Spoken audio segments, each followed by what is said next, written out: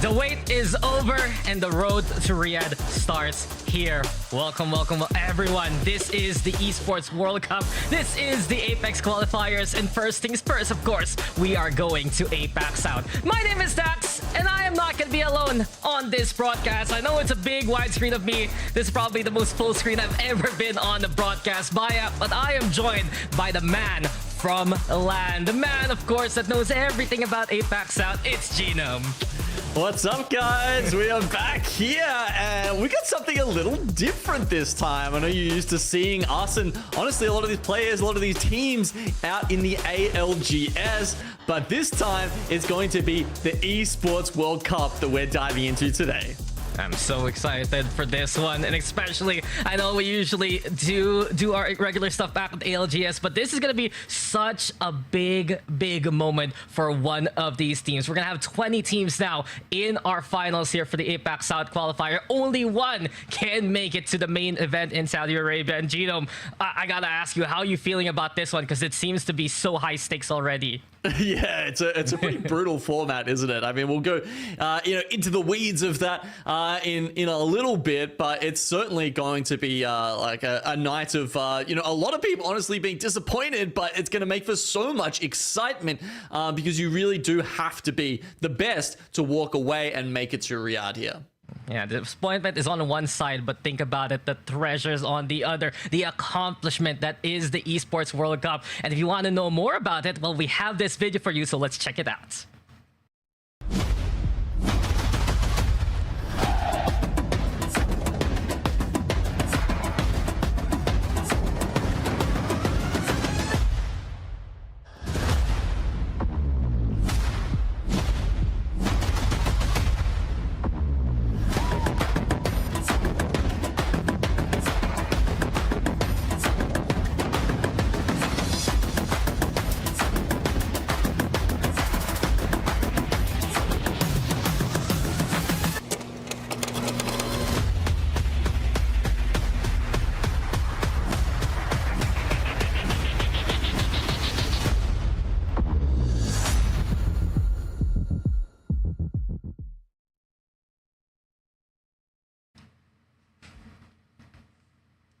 Life-changing, that's an understatement. Did you see that in just 50 seconds, Genome? $60 million on the line. The emojis say it all. But I gotta ask you how you feel about that one, just because it really seems to me that the Esports World Cup, it's gonna be such a big deal, especially for the team that wins it all. Yeah, it's pretty nuts, isn't it? And yeah, there's a lot to get excited about in that video. I like the trophy myself. I mean, we're talking about how high the stakes are. The trophy itself has so many layers on it. It's like, yeah, there's definitely a lot to play here, whether it's, all the different games, whether it's that massive prize pool we just saw there. But we know here for the Apex players, it's going to be the prestige of winning one of the biggest LANs of the entire year. Yeah, it's a big prize, truly, and we can also see the format of how that's gonna work. You said layers a while ago there, Genome. There are multiple layers in the multiple days that will happen in the main event itself. So guys, this is the format for the main event all the way in Riyadh. Not yet the qualifiers, we'll talk about that later. But this is what we've been having this qualifiers in the first place for. 8 teams will qualify online. 1, especially from APAC South. 32 already invited, mostly the teams that you've seen in the ALGS Split 1 playoffs LAN. But of course, we kick things off with the group stage on Thursday and Friday. 40 teams come on in, 2 groups of 20 teams, 10 maps per group. There's points for eliminations and placement. And 1st to 9th get the final stage. 10th to 19th, though, Genome, they get into a last chance stage, and that's where it gets really interesting before the finals on the weekend. Yeah, especially 20 places eliminated there as well, you can see. This is the first time we're going to see people go out in the group stages themselves, but then we push further into the tournament, you'll see it gets even more heartbreaking here as we get 18 teams eliminated out of those in the last chance stage. Only 2 will climb that mountain up until the finals, where of course we will be having the patented match point ending to our LAN here at the Esports World Cup. Yeah, it's such a unique path truly here in the Esports World Cup. And what are these teams playing for at the very end of that path? Of course, $2 million prize pool for Apex Legends itself. And for the first place, Genome, 600,000. What a big pot really to pocket for the teams here. Yeah, it's pretty crazy numbers coming out here, and you got to make it to Riyadh to get a piece of that DAX. Not playing for the cash tonight. Tonight is just the chance to get over there to Riyadh. So it's going to be that top #1 team, but at the LAN itself, yeah, $600,000 for the winner is obviously something that, we've only seen in the likes of Champs before. I mean, technically, you are playing for the money if you get into the qualifier. We didn't show the whole thing, guys, but even 40th place, you will get a slice of that pie. But of course, the Esports World Cup, it's not just Apex. There are so many more titles. If you've seen really how many games there are going to be in this tournament, it gets pretty crazy. And with that being said, there seems to be a tournament within the tournament. There is a club system right now that you need to check out. So we'll give you an explainer right here, right now.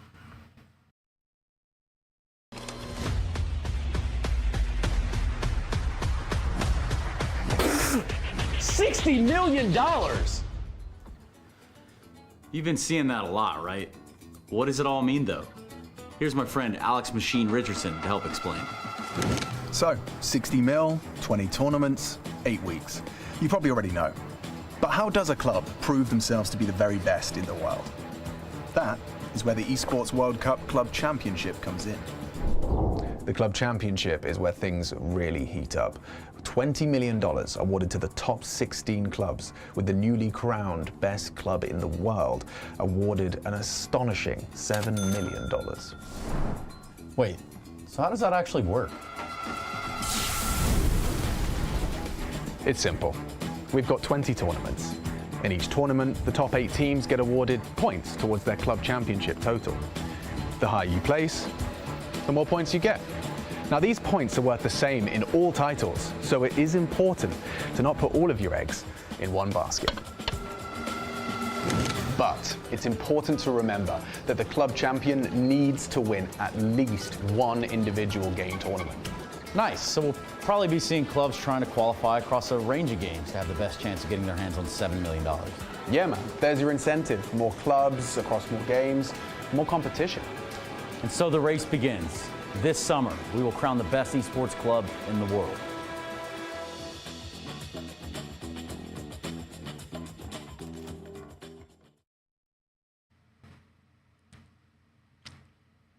More games and more numbers. Did you hear that, Genome? 7 million to basically the top org, the best club in the world. And what's most interesting to me about the whole format for the Esports World Cup as a whole is, in a way, did you notice they have like a match point format? You need to win a title to be eligible to be the champion. Damn, that Apex format's so exciting. It's just infecting everything in esports. Huh? That's pretty cool. And yeah, I mean, obviously we've seen a lot of teams be picked up in Apex, and I think, a lot of it, it's no secret, is as a result of this club championship that we're seeing here in the Esports World Cup. So it's awesome to see that, we do have more teams getting support, and I'm sure there are going to be a lot of teams with those banners next to their name and really playing for that club championship come the final Sundays here at the Esports World Cup.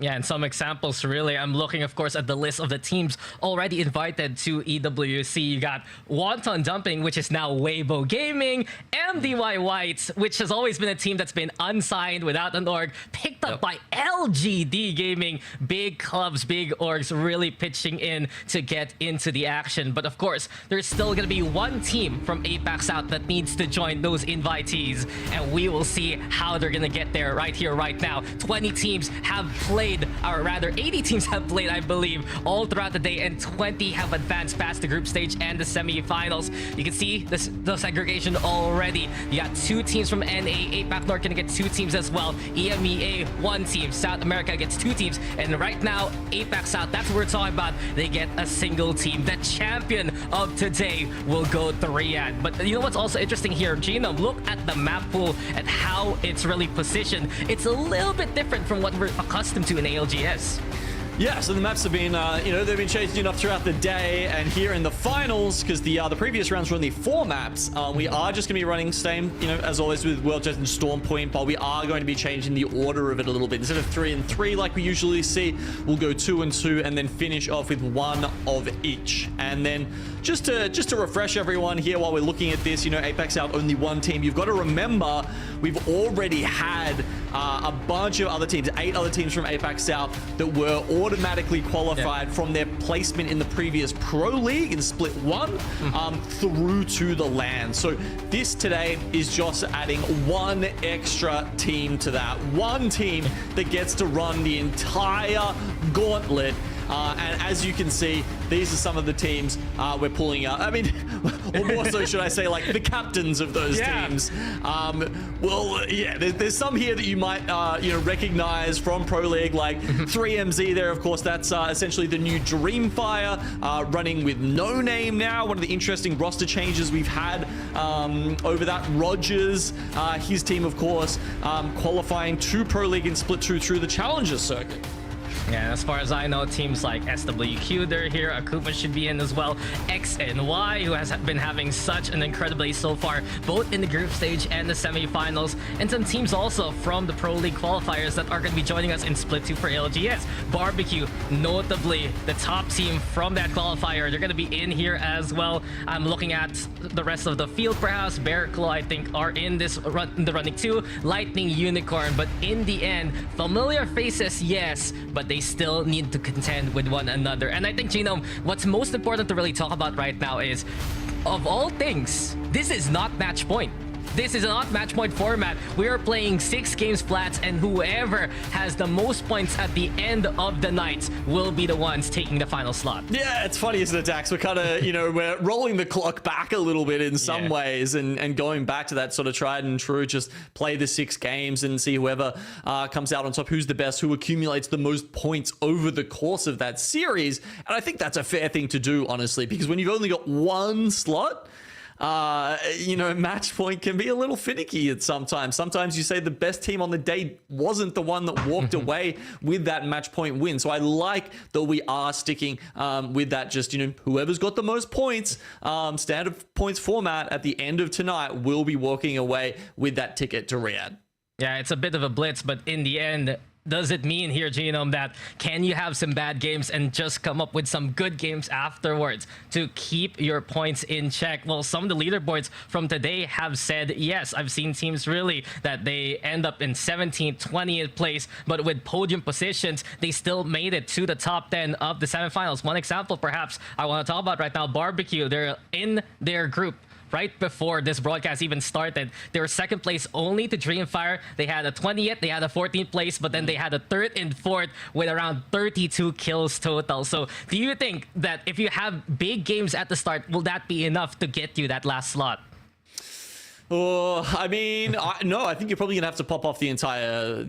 I mean, not every single game, but I think, if you're a team who has, plays in a very risky fashion, and racks up 1 or 2 big games and then just falls flat and goes out, 15th, 16th position with 0 kills in the other 3 or 4 games, I don't think that'll be enough to get you through, right? I think there will be other teams who will be playing it perhaps a little more safe. They'll be able to make those end games, and the 5 or 6 points that they rack up in some of their less fortunate games will add up and probably beat out those teams. But I will contrast that with saying, Dax, that here today we don't have those top 8 teams, right? Your Serenity, your Virtus Pro, all of these teams that are, the ones who really hold a lot of the keys in APAC South. And if you take those away, there's a bit of a power vacuum, and that's where we see teams like X and Y start to shine, right? Teams who just know how to run through lobbies like it's ranked. Yeah, and I agree with you. I look at their stats all the way in the group stage. We were talking about this actually before the broadcast even started, and while we were playing a bit of Apex ourselves. 95 points in their first group, in Group E. Wow. 3 games within the top 2, and they only had 1 flub with a 9th and 1 kill kind of scenario. They were 50 points above the competition. And do you think that they're probably one of the biggest contenders right now coming into this lobby? Because I do feel like X and Y, they left a little bit to be desired from Split 1. I felt like they were so close to their goals, but they couldn't make it there. Maybe this is their chance now to step on up. Yeah, X and Y did have an interesting split, didn't they? I think we've seen it before, right? I think they were maybe the kill record holders in like CC or something like that, where, you know, they came through with like a massive, it was like a 30 kill win or something, right? One of the biggest results we've ever seen in like in a pro league qualifier or challenger circuit. I forget which one it was. But I think that kind of speaks to the type of game they like to play. I think they have been trying to up their macro with the help of their coach throughout Split 1. And I think that was sort of successful to some extent, but they didn't quite get over that hump and make it to land. So hopefully they've been working hard in the off season. You know, there's been a lot of theory crafting to do since I think Split 1 ended. And hopefully, you know, they've kind of got that on lock, and we're going to see that come to fruition now. They're going to pop off with a Pathfinder Lifeline composition or something like that, where you got those mad resets, you've got enough, you know, mobility to get around the map, or is there something else that they want to, you know, try and play it maybe a bit more conservatively now that we're in the final lobby? And you have to give these other teams a bit more respect than they've probably been giving when, as you said, they got like 60 kills in 3 games in the first group stage. I think we were also bewildered by those kind of comps. I remember back in the PLQs, it was what?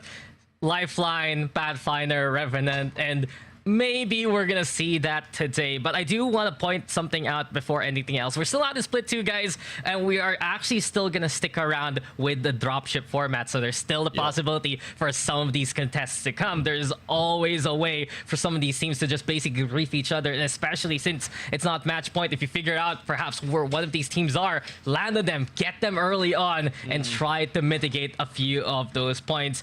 Teams perhaps I'm looking forward to that can actually do something like that. Maybe Kill Devil, of course. Maybe VK Gaming, who now has QQ in the roster, which is a very interesting pickup. And you can really see that this is going to be a bit of a preview too. Yes, we don't have the top 8 teams from Split 1. They're already qualified for the main event. But Genome, some of the other teams have reshuffled, have reorganized, and perhaps today is a preview of what the official circuit can also bring to the table.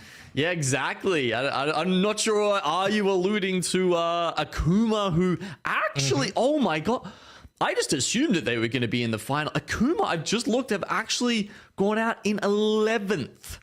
They were 1 spot off. They lost on tiebreaker. 25 points, 2 other teams above them. Actually taking them out. That's actually stunned me a bit, because of course the new look Akuma has Fussy on it. You know, Yukoi and Crusader as well, obviously no slouches, but you know, Fussy, absolutely one of the standout players of the region. That is quite a shock to see that he hasn't made it into the final lobby here. Yeah, and you know, one of the teams that did actually tie them up on the points is War Monster Firebird. So they're back as WMFB. I know you were with some of them actually, Genome, in the LAN in LA, especially Shark, if I remember correctly, right? When he was playing for one of the Chinese invites. So it's good to see them reformed and reset, ready to go to APAC South yet again. But it seems like, guys, our game is almost ready, and that's why we're going to show you our map rotation one more time. We kick things off with World's Edge. Not just once, but twice. Not 3 times though, as per usual. We then head on over to Storm Point for match 3 and 4, and 1 time back to World's Edge, 1 time back to Storm Point to wrap it all up. And this, I gotta ask you right now, Genome, does it matter really here how the maps are gonna go or set up compared to what the players are usually accustomed to?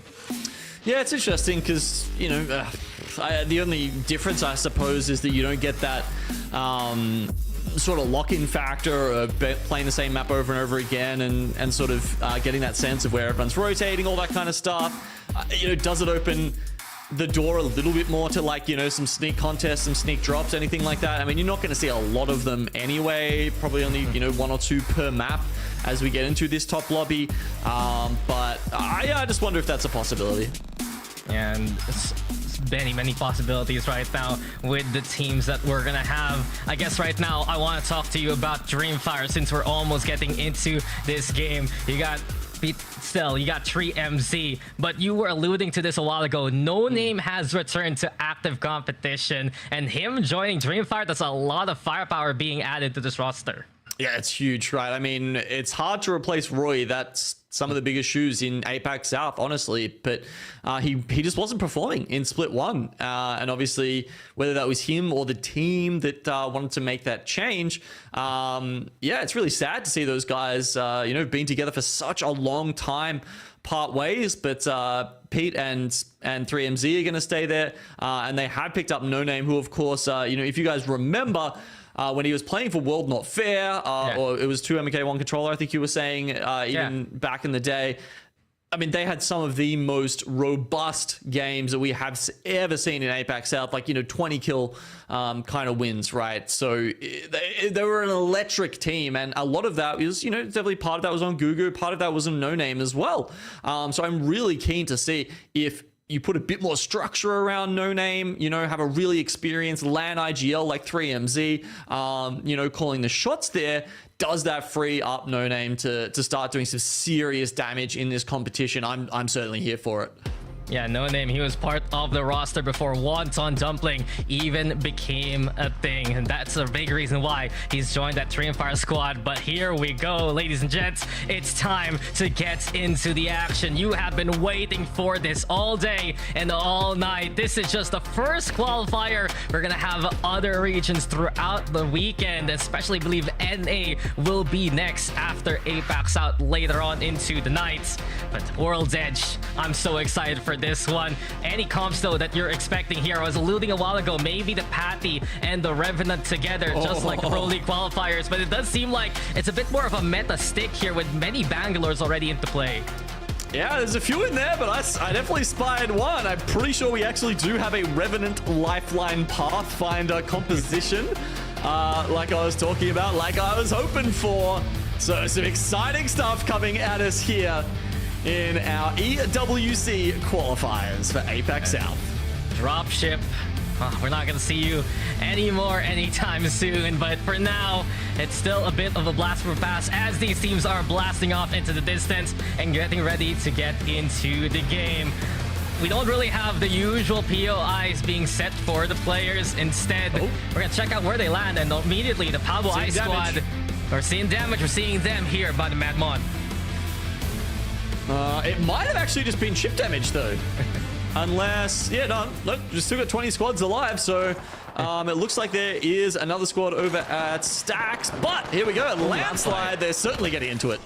Yeah, it's action immediately, and Yase FPS already down. Yase, formerly of that Ash Esports roster. Smoke's gonna be out. Zambug's trying to climb. The Mozambique being a bit more popular right now. That's a down here from Zambug, but no, Tracking Bad, the only one still standing. A 1v2 perhaps here as the Yase FPS's team looking to stay on alive, but the nades are getting so deadly, the Patty has to get out.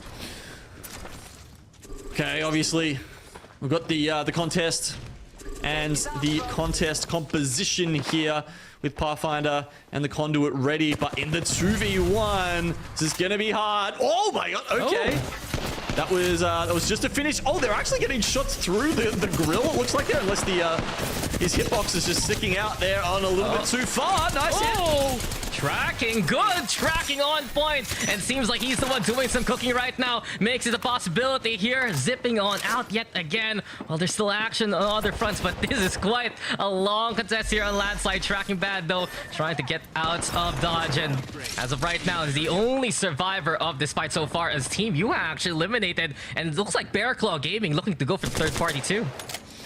Yeah, I mean, there's also two teams up over at Climatizer, so you can see we've had a couple of squabbles already. 3 teams down. I mean, I guess that's going to happen, right? You got to remember, the semifinals were like, what, like half an hour ago or something? So these teams haven't had that long to sort of figure out how to get into these drop spots, and that means you've got teams like No Credit going up against Dreamfire here. Teams that maybe aren't as used to splitting Skyhook. And No Credit with the advantage now, looking to give No Name such a warm welcome truly into this lobby. A nade out too, and Savior Heaver still very, very much so comfortable on that Watson. Always displayed it throughout the years. I hate the world, or No Name trying to get out of there. And as the doorway opens, seems like it's a brisk escape from him, but no credit, doing some damage and doing some work there. Yeah, wow, getting right into things, and this is what's fun about this. You know, as you were saying, usually if you've got like very experienced teams that's sort of playing and looting around Skyhook, they won't be going for those early contests, right? Like it's just it can be a bit too much of a gamble to be hitting each other that early on.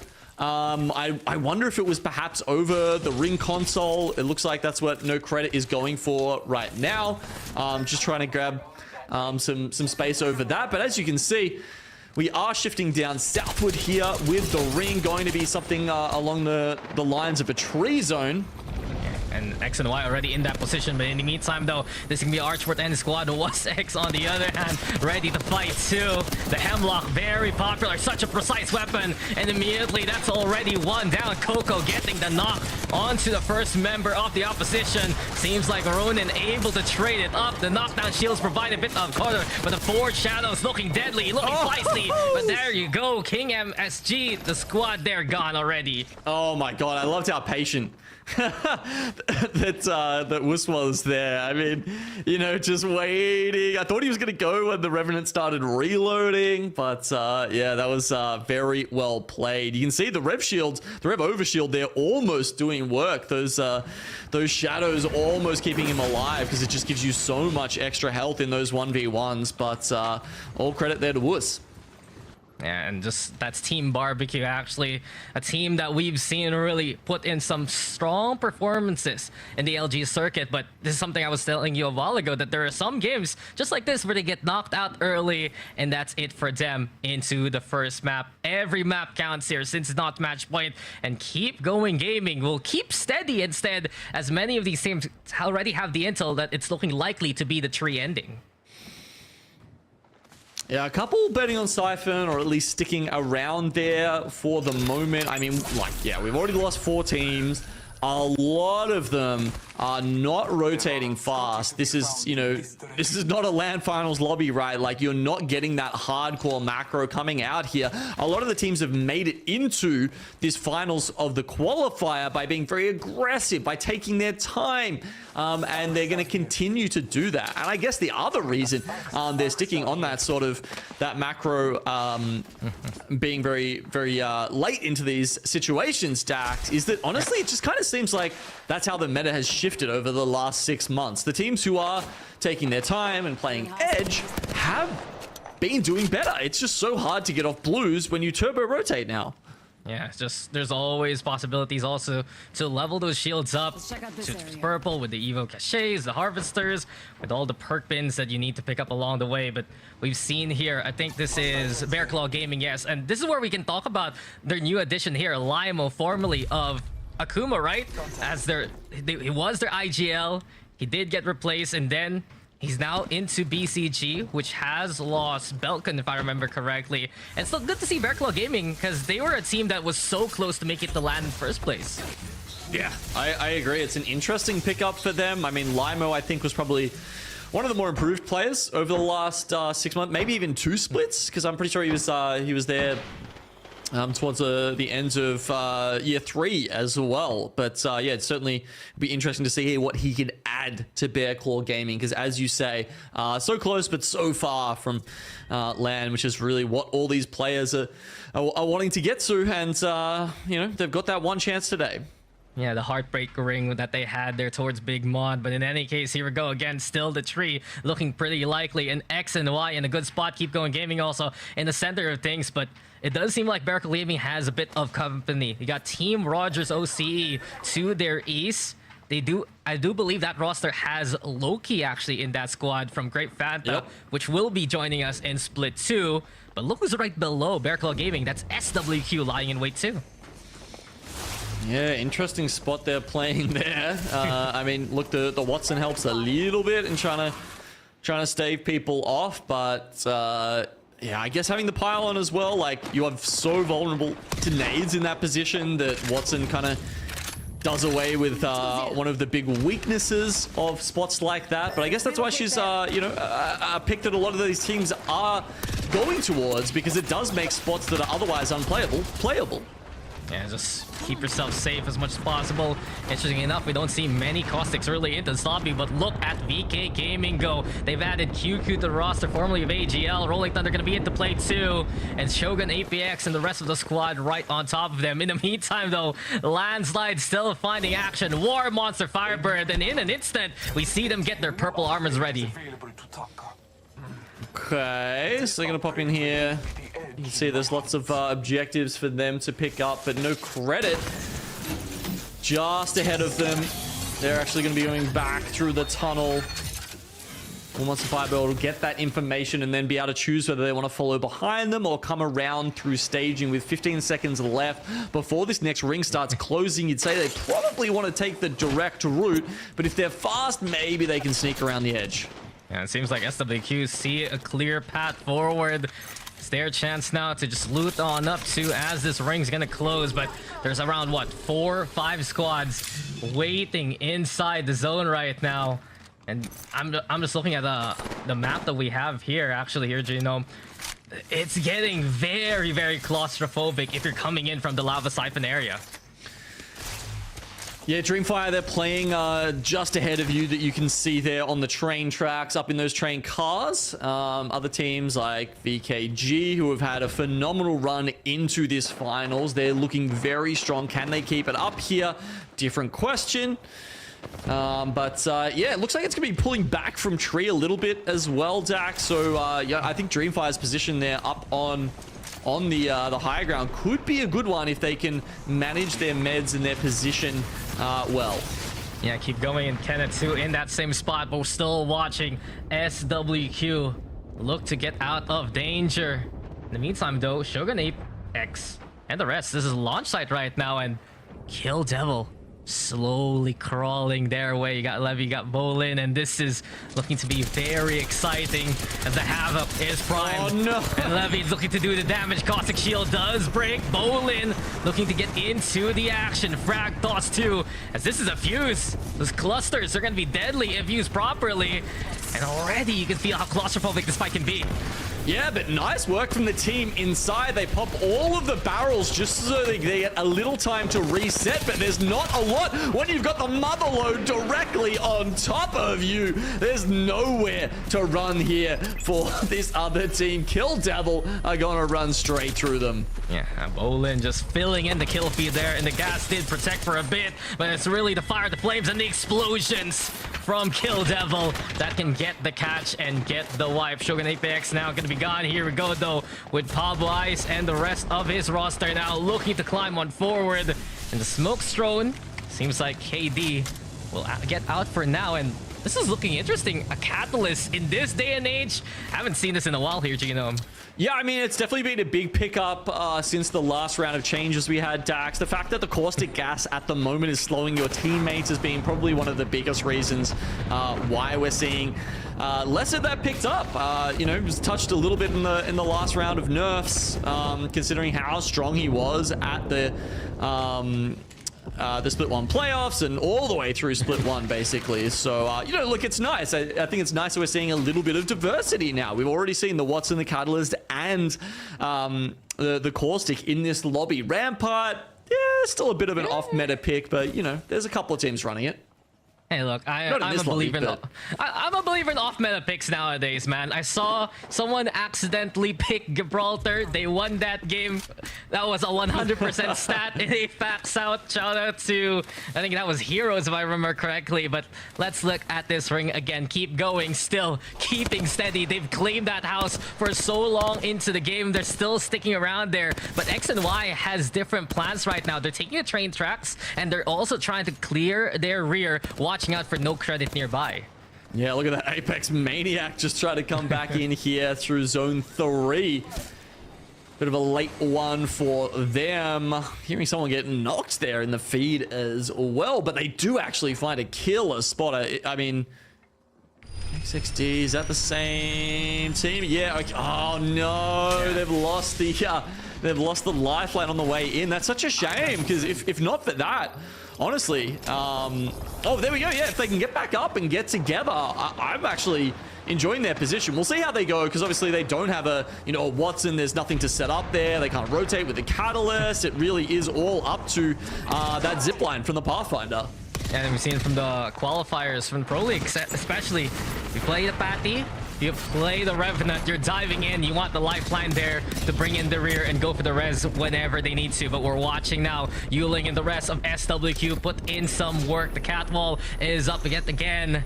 This is Fail providing a bit of protection, but SWQ knows that this is their chance to actually go for the hunt. Spikes being a bit of bothered though, and it's Roger, OCE, and the rest. Loki now looking to get the shield back up. This wall really dividing the action, but as it drops, it's SWQ looking for the chance. Team's very split across these boxes here. It's Catwall, then it's Smoke, then you've got the piercing spikes. I mean, there's just so much to keep these teams disengaged from one another. They're really struggling to find the angles to get an opening, but finally, the Bangalores, the tip of the spear, find each other on the other side of the RV. Now, when looking to be down on the ground, but there's also a third, maybe a fourth party nearby. Dreamfire now looking to get into the action. War Monster Firebird also keeping a lookout. SWQ already looking to call for the disengage. They do get the knock onto No Name though. Scan comes on out here from Yuling too. They're really fighting for this truck. A push on in again from the Bloodhound. Second door now here on the left. A better angle perhaps, but a knockdown shield providing protection. And as of right now, SWQ can't find the push on in. Yet again, they tried to poke.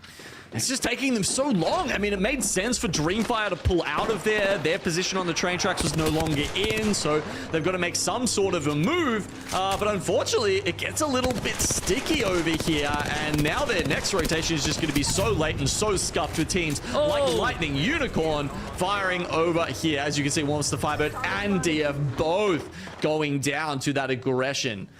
And this is actually so good for Lightning Unicorn, by the way, because they've cleared all of that space to the right, and now they get it all the way free, essentially in front of them here towards the bins. I really enjoy their position. Yeah, these Hemlock bullets sticking like glue to the opposition. They catch the lone rat there of WMFB. Lightning Unicorn. We've seen this team do wonders in the official circuit, especially through their patient plays. Now, with a clear path to move into the ring itself, you got Kilmate, you got Godcast, you have Bang Fafa Fifth. Some really legends, really, of the SEA scene. They're ready to put in a bit more work, and this is some elevation they have right now. As you can see, X and Y, and no credit, no fighting. They just share real estate from top to bottom. Well, it's nice of them to coexist for the moment, but yeah, I don't think it's going to last for too long, Dax, because as you can see, they got some space ahead of them to work their way into. Again, fantastic job there from Lightning Unicorn to clear out their east side. It means that they can really just sit on that big rock. I mean, it's hard to see from this mini-map, like, how much high ground they'll be able to control. Hopefully, they don't have to dip into the, you know, like the little coral yellow rock section there, because that part is very hard to survive in, unless maybe you've got the Watson. Yeah, these other teams, Keep Going Gaming, have a good spot within the houses. I wonder what their comp is. Do they have the Catalyst to fortify those doors? I mean, they also have Team Kenneth there inside those homes. And speaking of, Big C's the one on the Catalyst here, but Ken's already in danger. Soyodo putting in a bit of work. They crack the shields of the opposition. Team Kenneth looking to carve a path towards the inside. They just can't actually find the push itself. Quick little shield up. Soyodo needs to be out of danger now. Kenneth, they need to push. This is forceful with, of course, the Kraber in hand. But they're the ones taking damage, and Keep Going Gaming keeping them away. It's been a fantastic defensive effort here from KPG. And now finally with that knock, they're going to start getting a little more aggro here, but Thermites and Cat Spikes on the floor. It's not going to be an easy win here with Big Z popping off on the Hemlock. That is a massive win, but he can't reinforce the doors in time, and Pavo Eyes steal it away from him just in the nick of time. Yeah, there was the advantage in numbers for Keep Going Gaming, but the shots, and especially the purple armor, enough for Team Kenneth to work with. VK Gaming, those Skynates out. QQ with the push. 3 squads remaining, but QQ with a sliver of HP. How is he even still alive right now? VK, though, looking to put in the work too with this fight. Casa right beside the pylon. Here we go with a bit of elevation. Gobcaps, though, using that Rolling Thunder to fruition. And Lightning Unicorn, they're already in position. Does Pabwise take the fight to them? The catwall's up. Oh, they can't! They've got the bang ult coming down from Gobcaps' team and Lightning Unicorn here. That's so useful because it just buys them that time to be able to reset after the fight with VK Gaming. Pabwise, they're really split, 2 inside and 1 outside. Lightning Unicorn takes advantage of the chaos. Here comes Pablo Ice looking to survive, but with 1 already down. Next, it will be XX to the floor, and it's looking to be a temperature that Pablo Ice cannot handle. Bang Papa Fifth put himself in a 1v1 right now. The spikes being such a bother again. With so many cat spikes up, he doesn't really want to stay alive. One on the top, one in the bottom. Ammo. If he gets all these reload, players just crawling to try and just be a blockade right inside. now. Very handy for that to be the last one left alive here. Papa Fifth, here we go. Takes a time. 1v1 yet again. Papa Fifth fine. With the survival is knocked out. Shield Pablo Ice looking to survive. The moves are not enough. Gobcaps will there take we it. go. Lightning Unicorn will take down the first game. An incredible ending. And you saw that it was through the middle there that they got that. Yeah, just what a fight there in the end. But Lightning Unicorn there, Genome, if you notice, taking advantage of many of those scenarios, taking advantage of the timings and the fact that they got the call to separate the opponents from one another, right? They noticed that 1 was on the outside, you said a while ago, 2 on the inside, took that first knock, and that was enough of a domino effect for them to get that dub. Yeah, that was a really awesome mid game there from Lightning Unicorn to finish that one off. Sorry, I think my Discord cut out a bit there. That's why I might have been talking over a little bit at the end of that game. But yeah, it was, you really saw how that mid game sort of played into the end game there, and those mid game decisions can be just so important in setting up that late game. And there was just a couple of key moments, right? Like pushing over to finish off Dreamfire and eliminate all those other teams on the platform, but then also being able to take out VK Gaming, and not only take out VK Gaming, but also had the bang ult in reserve, right? Because often when you get down to 3 teams left, Dax, you might want to just throw all your ultimates out there and try and secure that second place, but they keep 1 in reserve, and that actually allows them to win this game. And not only that, but do it with 8 kills as well.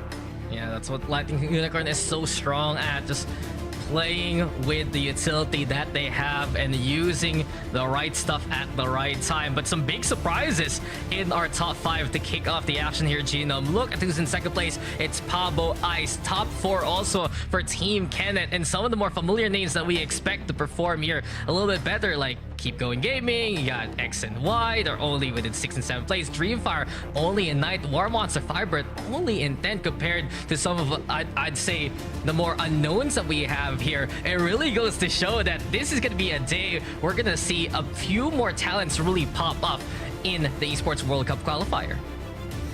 All right, why don't we have a look at the final circle here, Dax, and just recap those final moments as we were both getting very into this final fight. And I mean, the key moments I think here were the fact that we had the catalyst here, which meant that Fafa Fifth couldn't go inside and kind of had to just play this nice and slow. We had this lull where they both get the reset, and then you see Fafa Fifth trying to get the finishes so that he's got some shield swaps ready, and one of those is what comes out to become so important in this final second.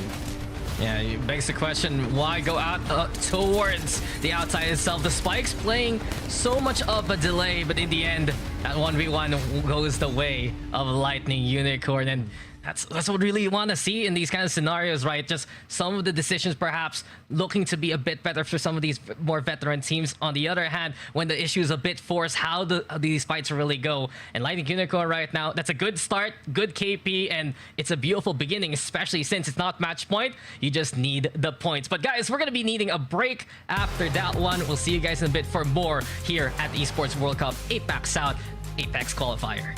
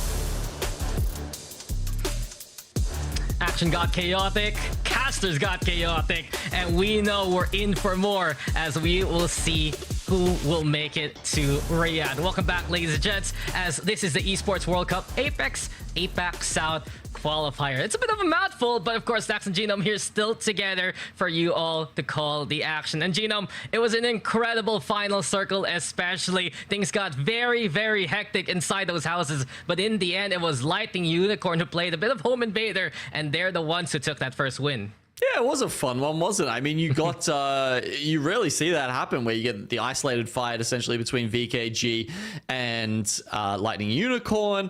And then there's enough time, you know, Cat War and a Bang, all just separating them a little bit to get another 3v3 with them versus Pablo Ice's team.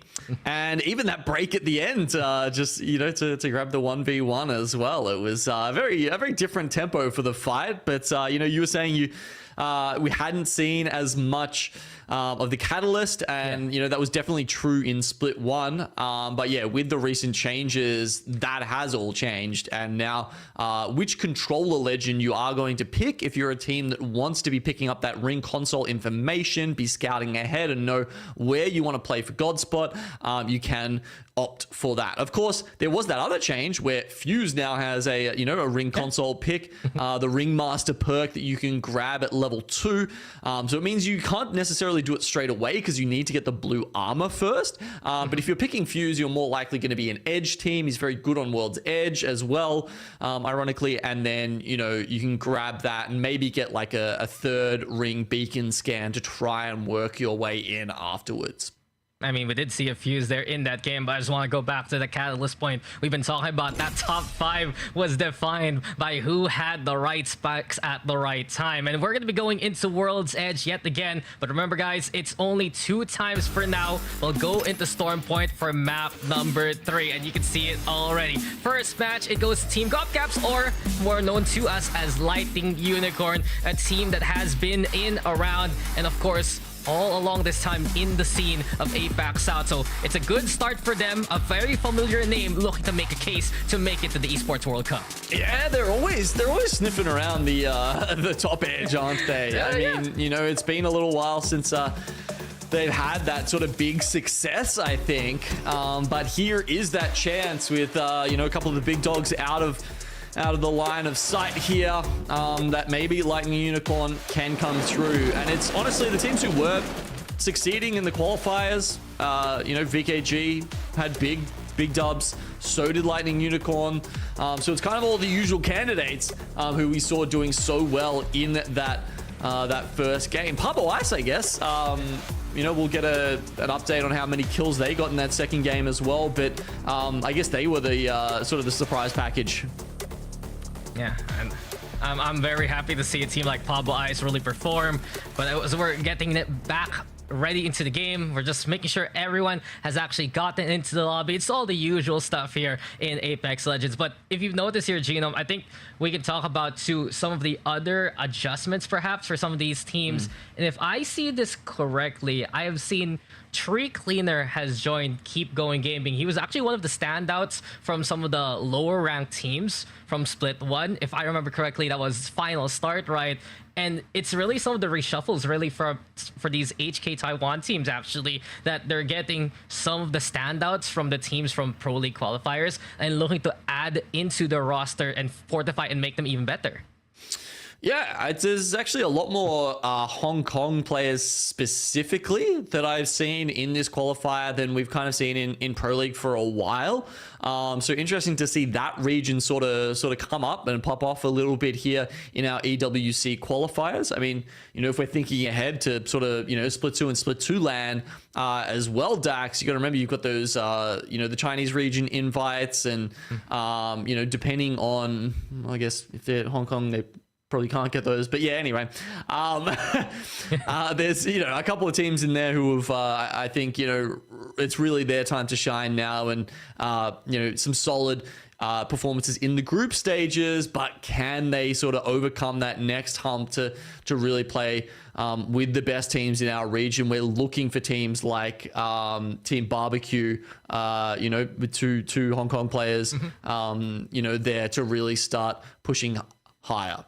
Yeah, and Team Barbecue is a team to really watch out for. You have Archford in that roster, who also has performed in Split 1. But here we go. We get to see our scoreboard so far. And in the lead with 20 points, it is Lightning Unicorn. 12, of course, from the first place. 8 kills, 2. And I'm looking at some of the KP we've gotten here. BK, Pablo Ice getting 6 apiece. Team Kenneth getting 5. No credit, only actually getting 2 there. Playing very safe on top of X and Y. But look at Team Wen here, Genome. 7 kills to their name here. Not bad. I mean, the thing about this one is, you know, usually when it's like a top 8 cutoff or like a top 10 cutoff, like we have a very good idea of how many points these teams are going to need to make that cutoff, right? Because it averages out and, you know, most times it ends up being around the same. You know, 10th spot will be, you know, 33, 34 points after 6 games, something like that, right? And as we move down to see some of the other teams that were chipping in here, the thing about this one, I think that's going to be different here, Dax, is that first place can be wildly different, right? It can be 60 points, it could be 90 points, it could be 120 points. It just depends how much these teams are popping off. And obviously, you know, if everyone is chasing first, you can't play conservatively. Like, you can't just eke out, you know, a couple of points here and there. You need to be like destroying this lobby to be winning it. And that means the teams are going to have to be able to have high kill potential in a lot of these games. To be the big game, you have to have your own big game. And teams perhaps that do need to rally on back Barbecue that we were trying to talk about a while ago, Bear Claw Gaming, not with the points as of yet. But there's still such a big chance here. There's still 5 more maps to go. And with another redo of World's Edge, then you know that these teams are going to be hungry to show up it again. And that's the beauty really of the power vacuum that we were talking about a while ago here, Genome, as match number 2 is getting set to get underway. There's so many possibilities of who will be the top seed of this lobby specifically, because it's always been a game of the game of musical chairs in APAC South. Yeah, you're right. We have seen a lot of changes over the years, over the you know, the end of Split 1s and now, you know, even on the POIs. But actually, it looks like you might be seeing contest again here. I think we've even got one at Geyser happening this time. So we saw Landslide last time. We're seeing Thermal Station this time. Here we go, Barbecue with King MSG on the height. Yeah, Barbecue keeping way contained, and they do have a rise in the gravity lift to try and get into better position. But as we see the slideshow here, it's Barbecue with elevation. It's not even isolation, it's just complete decimation of the opposition. Ready rise, but there's no time there for Team Way. They're gone immediately. Oh, well, you can see Barbecue there popping off just like Dax is kind of popping off with the rhyming. And while that's happened, I think we have actually lost a couple of teams there. How many did go down? Shogun Apex landed next to Pabo Ice at Geyser. I guess they've actually headed out their different ways. Shogun went through the top of Geyser. Pabo went to North Siphon. And then it looks like Yase's team did win that contest over at Landslide. So I think we might be down to 18 teams here, but I guess we'll see. Actually, no, it's only 1. Wow, yeah, they must have... Okay, yeah, they've gone their separate ways. I think they bailed really. I was also looking at the map a while ago. Will we get the contest onto Landslide? But it was only really Thermal Station where the action did really face off. But over at Lava Siphon, you also notice Rogers, OCE, and the rest looking to find a bit of contact. Here we go, though. It's Lightning Unicorn and War Monster Firebird finding one another. Gopcats in position towards center.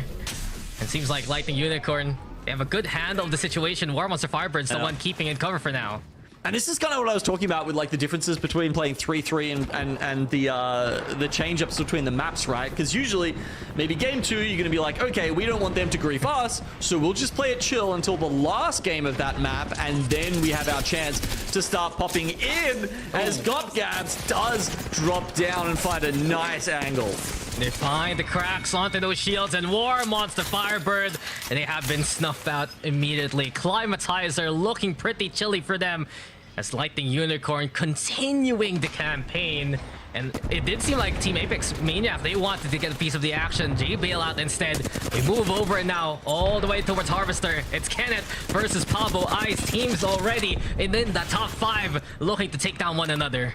Yeah, you're going to need to chain some good games together here if you want to be the #1, if you want to walk away the winner of this qualifier. So Pablo Ice, after a very good first game, struggling to even get their looting path started here, have run into a team immediately at Harvester because obviously they didn't get a lot out of their looting at Geyser and North Siphon, and unfortunately, I think there's going to be a team running behind them if they don't hurry this up.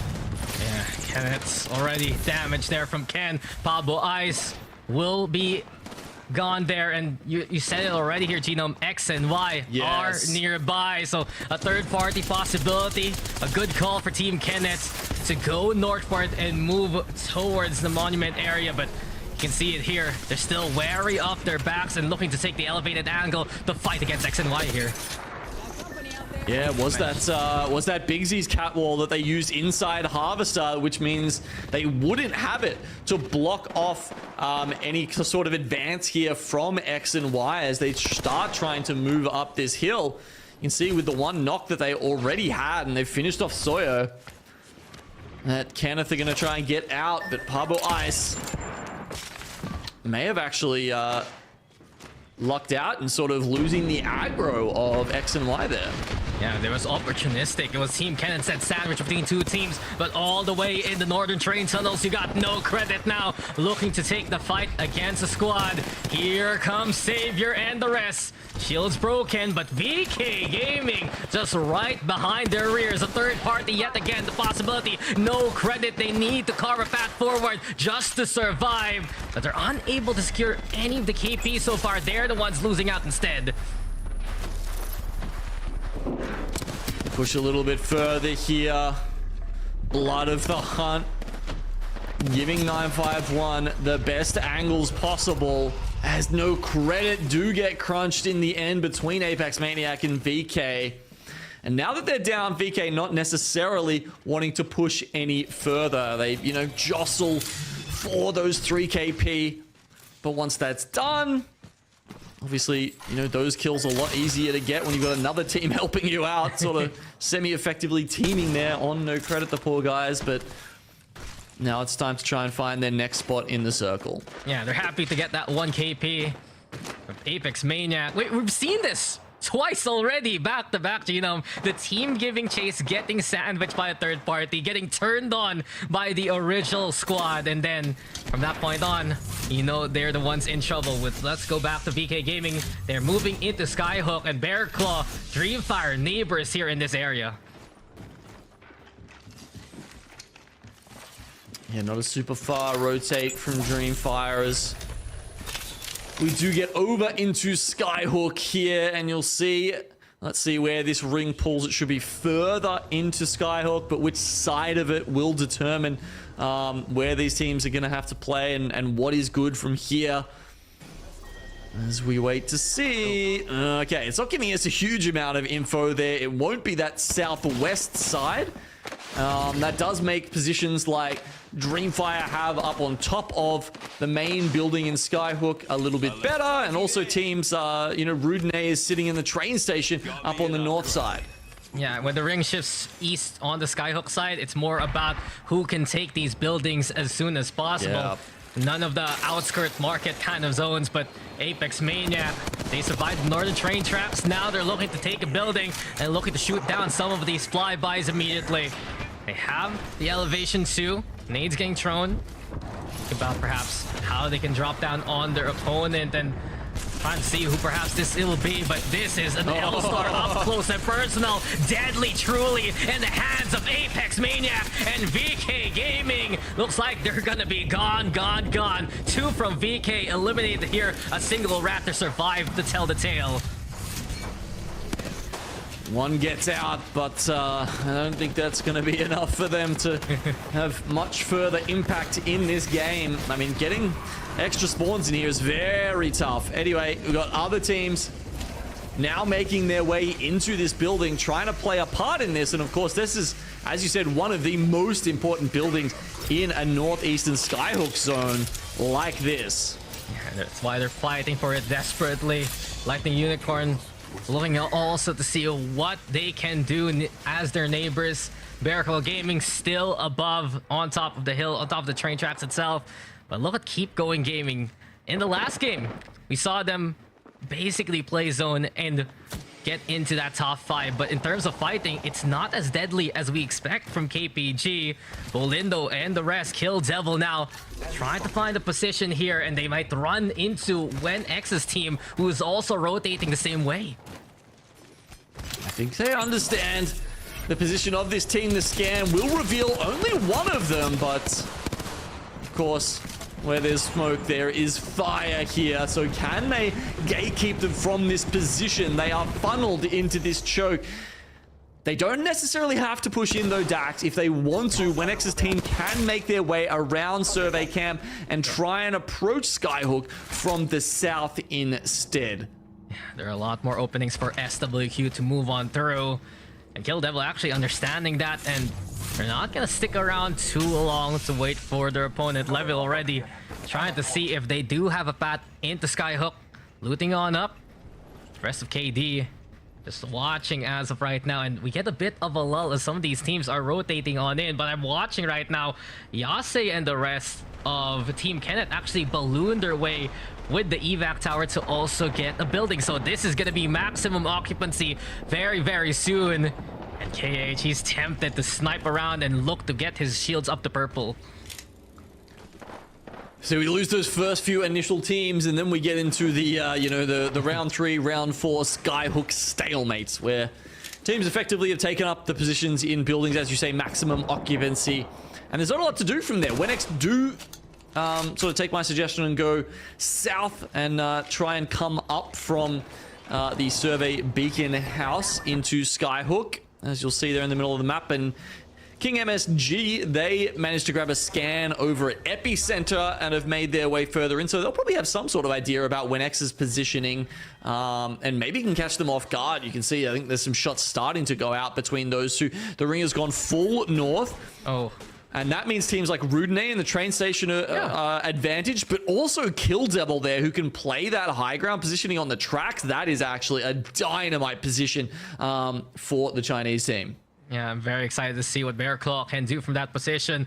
I'm also wondering, with our edge teams in X and Y and Barbecue, how many resources do they have here moving forward? Because they're gonna need to knock on the door very, very soon and try to lay claim to one of these houses. But seems like these two factions are ready to meet one another.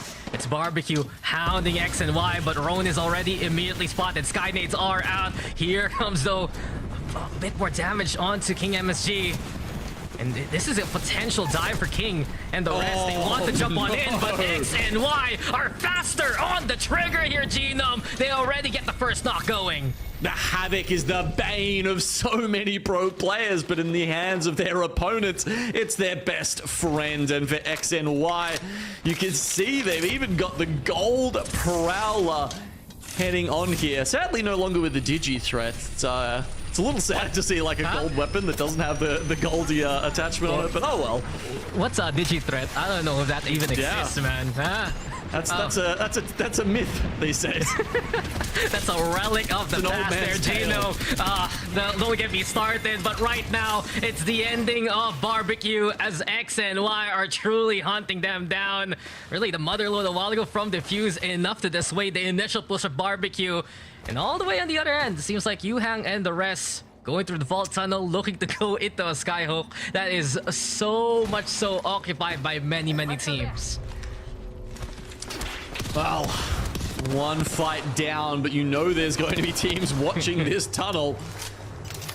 The fact is, it's only one player from VK Gaming, though, actually. We're watching Kill Devil, obviously, in that fantastic position up the top. They don't have too much to worry about because it's only the solo King MSG behind them. But here we go with VK Gaming. It's just QQ though, right? He was trying to hold that building. They were split holding the two buildings in front there. So that means that Yuhang's team here is able to make it in and bully their way past. Not getting 1v3, thankfully, but the ring pulls even further up towards Bear Claw Gaming in the north here. So Yuhang still, they might be happy that they can get these doors fortified and set up, but then you know, they've got a minute to make their way halfway across the city, and it's gonna be as scary as in a post-apocalyptic zombie movie. I'll tell you that much. The Walking Dead, truly. Yuhang and the rest will look to run in, and I'm curious to see what teams like Pablo Ice and Rogers OCE can do. They have a bit of an angle towards the west side as X and Y are ballooning their way towards north, but this is dangerous for XD. He's on top of the train station itself with Bear Claw Gaming nearby, but since they have the highest elevation, it's XD and the rest looking to survive. YC though, very much so separated, and X and Y might need to play as a duo here if things go awry, as XD now keeping Bear Claw contained. Hold up, do we miss that? Kill Devil are gone? I think so. Oh my. Okay. Well, yeah. Grats to X and Y then, I guess. They just get to take the top of this the train station for free, and in round 4, round 5 circle, it's an incredible spot. You know, if you've got fuses on the other teams, they might be struggling because there's not a lot of ways you can, you know, run around knuckle clusters up there. But if they're the ones dishing them out, they're going to be in a very happy spot.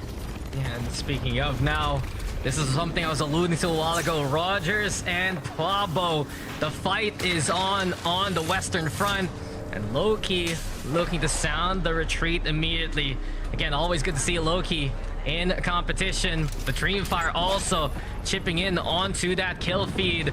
Seems like Yase and the rest also finding Apex Maniac as we watch Rogers OCE still with the statement. Shogun Apex though, their team's gone to the hands of Dreamfire. It seems like for Rogers, for now, they have this building still in check. This ring is closing on in, and I wonder who is forced to go out because of this. They're still alive here, Pablo Ice. Oh. They have an itty bitty corner here, Genome, to use. Just enough to stick them in for the moment. Rogers, you can see, and Co are hard staring that door, of course, and if they've got enough nades, they might even decide to just push them out and you know, clear that side of the circle. You can see just to the north of them there, they have a good spot, and then you've got of course Rudney, Bear Claw Gaming holding down the train station there, and XD Owo, that of course is X and Y holding the roof. The rest of the teams, they are not looking so great. We've got 8 teams here on the outer here looking in, and it's going to be a very hard sell for those guys to make it into that final circle. Not a huge amount of cover. There's some walls around the bins there, but you know, when you got knuckle clusters coming down at you from the top of that that train station, it's gonna be pretty tough for them to find a playable spot, Dax. And it's big props to X and Y to also regroup and stay away from the potential carnage for VK Gaming, and around, what, 4 squads plus 1 rat are looking to just face off against. But like the Unicorn, they've been at the center of the town. They've been the top of the lobby, and they're waiting now as they're going to be forced by the ring to push on forward. But this is going to get very deadly very soon here, Genome, and VK Gaming don't want a piece of that action. I mean, it's round 5 closing, and the majority of the points in this lobby are still up for grabs, right? And as we said, you need to have, you know, maybe not 6 good games, but certainly, you know, at least 4 or 5, I would have thought, to take out this lobby and to get the dub here today. Can Lightning Unicorn do it? Them and Pablo Ice still alive at this point. Yeah, Kilmate needing to go for his own reset right now. The artillery all around. Pablo Ice gonna get eliminated, and after they were cornered there by Rogers OCE, but this is Lightning Unicorn fighting for their lives. Lives forfeit immediately. No. Dreamfire in position, and this is Dreamfire looking to try and show a return to form. Pizza here in position now, pushing on in. They see Loki and the rest in front of them. All right, they've still got a little bit of space to hide, and you can see even just playing on the beams here above them. They can't even play the outside of this. They need to preserve armor, but at the very least, they have the triple reds. When push comes to shove in this end circle, X and Y are going to have the firepower to do it. They're lording over all of them right now. Thrones on top of the train station, especially with Bearclaw gone now from the game. Dreamfire, they have a bit of cover to work with. Pete and the rest looking to see if they can actually buy some time for that cowbell, but it's so far off. Instead, they're looking to fight whoever's nearby. Here comes No Name, but it seems like his aim pretty true for now. They're getting good damage going, but Crazy Kong, SWQ with the fight back in them. Bit of retribution, sure, but in the end, it's still Dreamfire who wins it. Yeah, they get them down. It was such an aggressive push. But, I mean, somehow Wen just didn't see it coming, and the climb over there from No Name catches them by surprise, and that buys Dreamfire valuable time, but more importantly, valuable space here. You can see they're just about to come into view of these other teams. VK Gaming go down. Dreamfire help to clean them up at X and Y. We know that they're a team who can take out massive dubs, and already you can see they've got at least 13 kills. The points are racking up with one of them having 8 kills already. X and Y are in position. Honestly, Genome, that's an understatement. They are in the God spot right now. They have everything that they want and more. And it's all up to them to just pick up the 6 KP that can be in front of them. Frags are out, thermals there too, everything they can lob here. And X and Y will eventually go for the drop down push. But they haven't gotten as much damage as they would like. And X and Y, it's not as easy as they thought. Well, no, I mean, you can see JR is just trying to throw out some nades there because it's all he's got left. He's only got that and the Havoc clip to his name. They've done so much damage and picked up so many kills that they are now essentially out of resources. Can X and Y just finish off these last 2 teams, or will Dreamfire or Rogers perhaps be too much for them? Dreamfire, a name many know, many remember, and a performance like this is what they want to see. No Name also, you got to remember that name and those plays, as Dreamfire will take map number 2. Whew. Oi, oi, oi.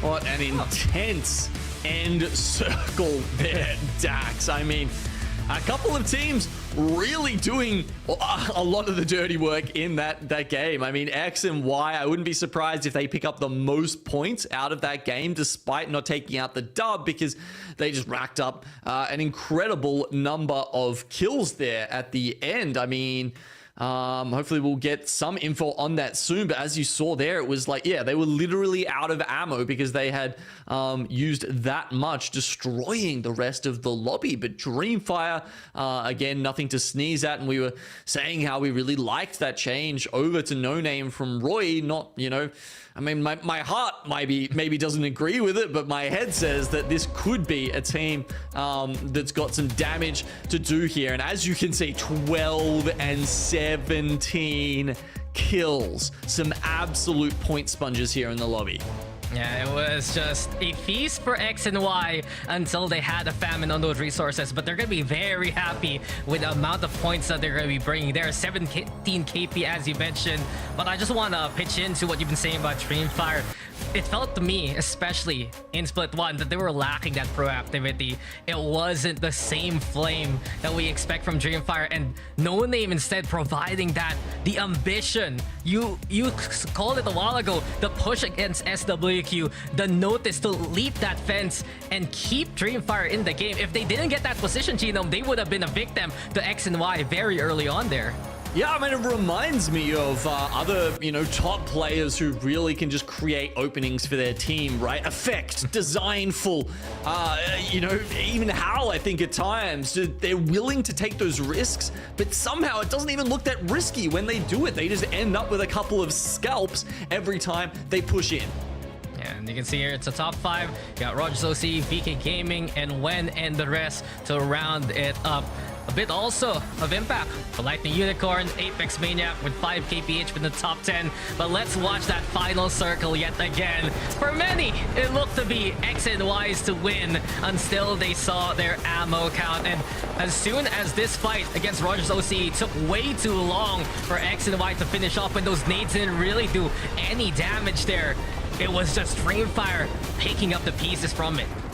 Yeah, wow, and you can see No Name here, or I Hate the World, whichever one you want to refer to him as. Nice Thermite to start this off.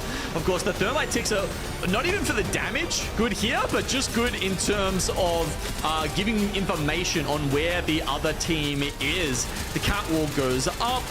And we can see them just taking down these last shots because they've got so much ammo to their name there. And I think the other thing we should point out there, Dax, is that as far as the Bloodhound perks go, picking up the very aggressive options there for the level 2 and the level 3 upgrades.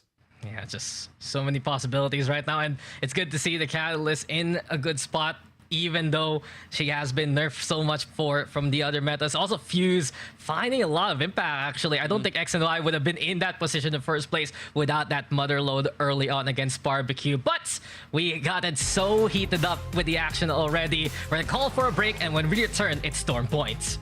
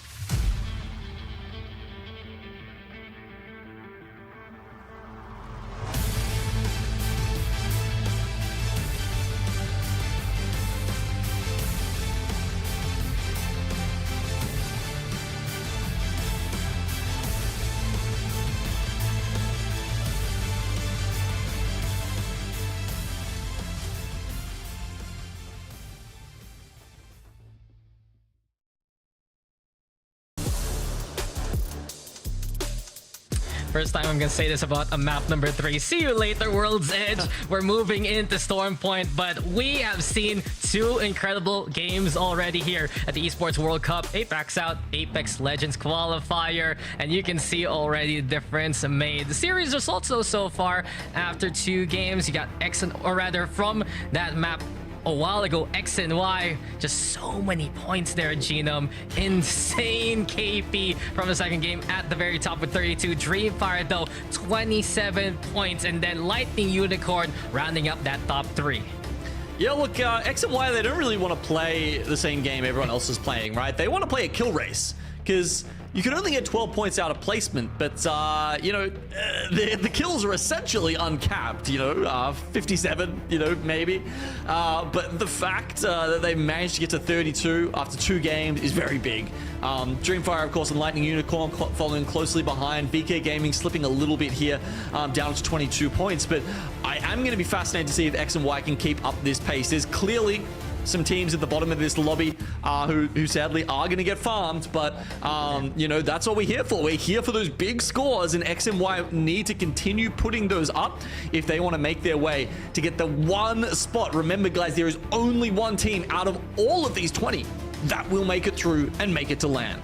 But Genome, that's also my concern. The bottom 10 teams we have right now, they have to remember this isn't match point. It's 6 games and that's done. They need to find a big game right now to keep themselves in the running, or eventually they just might be out of contention mathematically later on throughout the night. So sure, X and Y, they're rampaging. They're having a good show so far, but there's always a possibility someone can shut them down early. It's been, I'd say, the case really for X and Y in their whole history so far. But if they can show consistency in domination, something you told me even before during the broadcast, X and Y is so good at showing that they're better than their peers, then this might be their chance to really cement themselves to be within those top spots.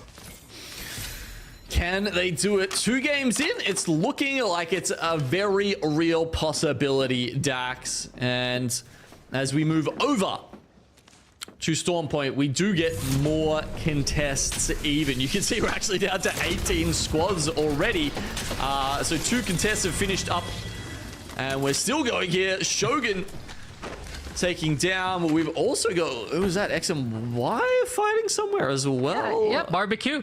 Oh, Barbecue contesting Cenote Cave, and if you remember from Split 1, this has always been X and Y's territory. Yep. When do you see a contest for Cenote? Well, we're seeing it right now, as Barbecue knows they need to keep X and Y in check.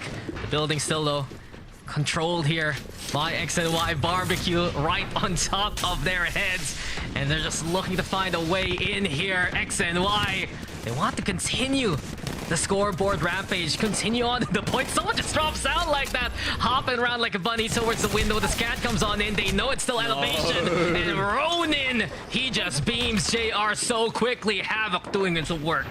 All right, well, the rest of the lobby right now is cheering for Barbecue, and they've done it. They've taken down X and Y in the contest. And you can kind of see it, right? I mean, the Lifeline, the Pathfinder, the Revenant. It's a fantastic fighting composition, and so was X and Y picking up the fuse, but theirs is a little more rounded out towards playing the long game, towards taking, you know, isolated, you know, normal 3v3s rather than the start of the game contest. And so that's a big win there from Barbecue. Yeah, that's a reality check for X and Y. They cannot be resting on their laurels anytime here. Someone can just grief them, jump on them as soon as possible. And we're not done with the action. We haven't even seen this ring close on in, and we're already seeing many of these teams moving into Jurassic Park. You got Yase squad, Team Kenneth, if I remember correctly, in that position towards the south buildings. You have Yuhang and the rest there too. Bear Claw always trying to play zone so far inside the tunnels, and no credit truly. That's funny, true, that no credit going into the Forbidden Zone. Formerly in Hermit, God, that was their drop zone a long time ago. Yeah, right. That was some time ago now, but it's had a bit of a facelift since then. You know, Jurassic's actually better. Oh, much better since then. Bro, so. if you know, Jim, it's like Jurassic Park to Jurassic World, really. Just like a new shiny chrome finish. Whoa. What, are you trying to tell me Jurassic World is a better movie? No, I'm saying the Jurassic World Park is better than Jurassic Park. Okay, Park. right. I was about to throw Nah, dude, I understand. Don't worry. I didn't even bother watching the rest of the Jurassic World trilogy. Apparently they went. Apparently the dinosaurs went everywhere. So I don't know. I mean, there was that one fun moment where like the dinosaur goes past the kid's window in the city. That was kind of fun. But yeah, look, apart from that, you know, it's not so much cinema. But anyway. Oh yeah, Apex is happening. So VK, they're in the water. That's all I got. You can take it from here. Yeah, they're just chilling by themselves really on the outside. I mean, there's every chance it pulls back. I don't think so. It's the way it's kind of centered around Jurassic Park right now. Yeah. Makes me think it will pull deep into that. And we have seen in this season quite a few circles get over there, even though in times past it wouldn't have at all. VK Gaming, of course, doing well. Yep. I'm thinking, do you think there's a possibility it shifts towards VK Gaming? There is. I think it's a low possibility. It's very low, yeah, but I don't know about very low. I'd give it like 20%. Okay. Yeah, I mean, you know, that choke that No Credit are holding right now, which is a little bit below VK Gaming. Yeah, we've also seen a heap of end zones around there.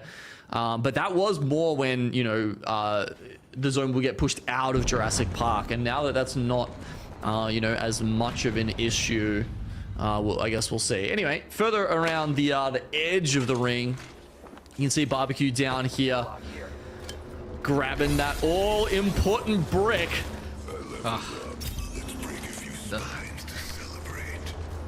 It's satisfying just to watch it, isn't it? Yeah, Revenant sounds very, very happy about it. It does. I just let the voice line go. It's like, man's talking, man's yapping like us. But this is the beauty of having that lifeline. I mean, we've seen that from Aurora all throughout, right? With Hardeki and the rest. We saw it in the Pro League qualifiers, and as of right now, with Barbecue winning that contest, having free reign to play Edge, I remember some of their best games on Store Point early starts like that. They win their first fight, maybe win a second, and from that point on, they can just lifeline their way to victory, getting the Reds along the way. Yeah.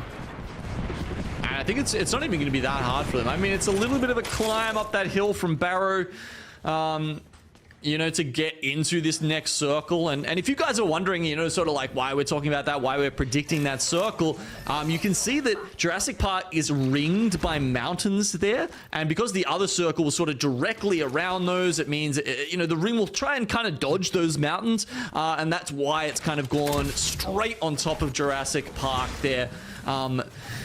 Very much in the middle. So yeah, as predicted, where it will go from there is honestly anyone's guess. I don't think even any of these teams, you know, will be, it's kind of like pulling a rabbit out of the hat for that one. But I think the teams in the choke positions are in good spots. You can see Barbecue has actually moved up and taken that over from Yase's team, who just moved further inside. And then No Credit, who are holding that sort of northeastern choke.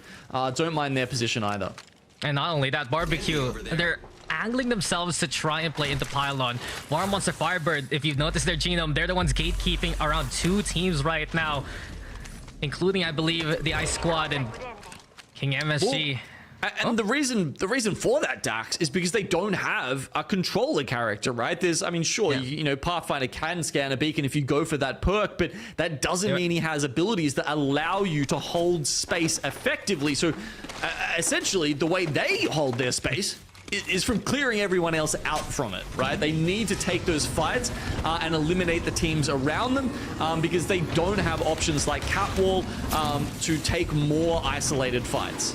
And not only that, he took Survey Beacon, and they already know they just want to find where everyone else is playing. Rogers OCE, though, it's a rotate now inside the Trident. And maybe they're going to be the ones also going to go towards the pylon still.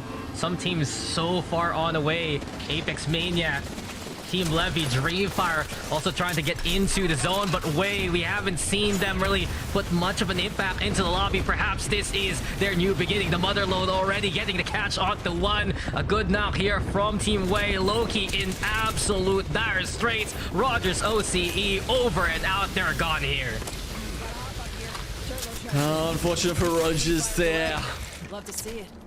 Giving that turbo, all-important turbo there, over to Wei and crew. They're going to have to worry about Kill Devil on top of them, as you can see a little bit further north. They could go out into Pylon if this feels a little risky for them. And it looks like that is, in fact, the option. They still have time. May as well just disengage now and let Kill Devil try and deal with VK Gaming, who are hiding just above them there. I don't know if Kill Devil are going to have this info. Let's see if Levy gets the scan out in time. Yeah, okay, they have spotted them out. Yeah, Bolin, he has an inkling of what's going on, and there's the scan from Levy. As you said, counter scan is a go. Beast of the Hunt is on, and VK Gaming, they are being hunted down here by Kill Devil. Armor advantage very clear to VK. They need to get out of danger, and while this happens all the way on the other side, it looks like Barbecue has a fight against Team Was. So Nagi, Coco, and Was trying to play for the orange for this nut. Forge Shadows into play too. Extra bit of armor there for the Revenant. But as of right now, neither side getting the knob as of yet. A bit of an attrition game. The frag, though, keeping Was away from the staircase. Oh. And there you go. That's what Barbecue's looking for, Gino. Yeah, look, the frag didn't even need to do damage there, honestly. All it had to do was split up the team so that they could come in and just take them apart one by one. All of a sudden, the angles that they are holding completely discombobulated. And here we go again. Kill Devil still not done. Team Wei has rethink their rotation, and they want to fight KD as of right now. Frags, though, to the sky. Good damage done there by Levy. And the off angle also looks like Bolin as well as Levy trying to find any kind of opportunity. Wade, though, still fighting. The fuse has done some immense damage, but in the end, both of them are gone now, as VK Gaming will just feast on their carcasses. Yeah, it was a nice little pickup there from VK Gaming. Super easy fight win. Apex Maniacs running, I think that is the same comp as we saw from Barbecue there. Yep. This is the we're better than you comp, right? Like, this is the, if we take a 3v3 and nothing else is part of that fight, we are going to take you down every single time. This is the one where you have to back yourselves, your mechanics, and your, I think also very importantly, your cohesion as a team, because it's all about taking that fight quickly and being in positions that the other team can't be faster than they are. Yeah, Gino, this sounds like a lot of emotion there. It seems to me you've been overrun by Pathfinder Revenant comps before. Last night, about 10 games in a row. But let's see now this fight here. War Monster Firebird has been waiting for this opportunity for so long already. And eventually Pablo Ice needs to run into them. Pablo Ice himself already down to the floor. It's Kano on the inside too, down to the hand of WMFB. And it seems like they have arisen here in this spot. What else can Ice do here? It seems like they're melting, gone now. War Monster Firebird, too hot to handle. Yeah, solid there from War Monster Firebird. They're in an okay spot down here. Once they clear that out, they can just move up and sort of sit on the fence line, which is a very, very safe position here. No credit that we were talking about earlier on, still in a very good spot. They've got two teams on the outside of them, and then you've got teams like VK Gaming here who are looking on in. So that's no credit, actually. Pipping shots at VKG right now. Maybe they can work together. You can see Zoyo and his team over to the north there are going to be able to push in as well. So depending on the timing of these pushes, no credit, you know, maybe it'll be some easy kills to pick up as they gatekeep them, or perhaps they get just collapsed upon at the same time and have to deal with 6 ults at once. Yeah, the possibility of getting overrun, you've been saying a while ago, the choke points are very good, but when those numbers keep piling your way, the pressure might be too much to handle. But this ring, if no credit wins this, they're in a good spot. Yase and the rest too in a better position inside the house.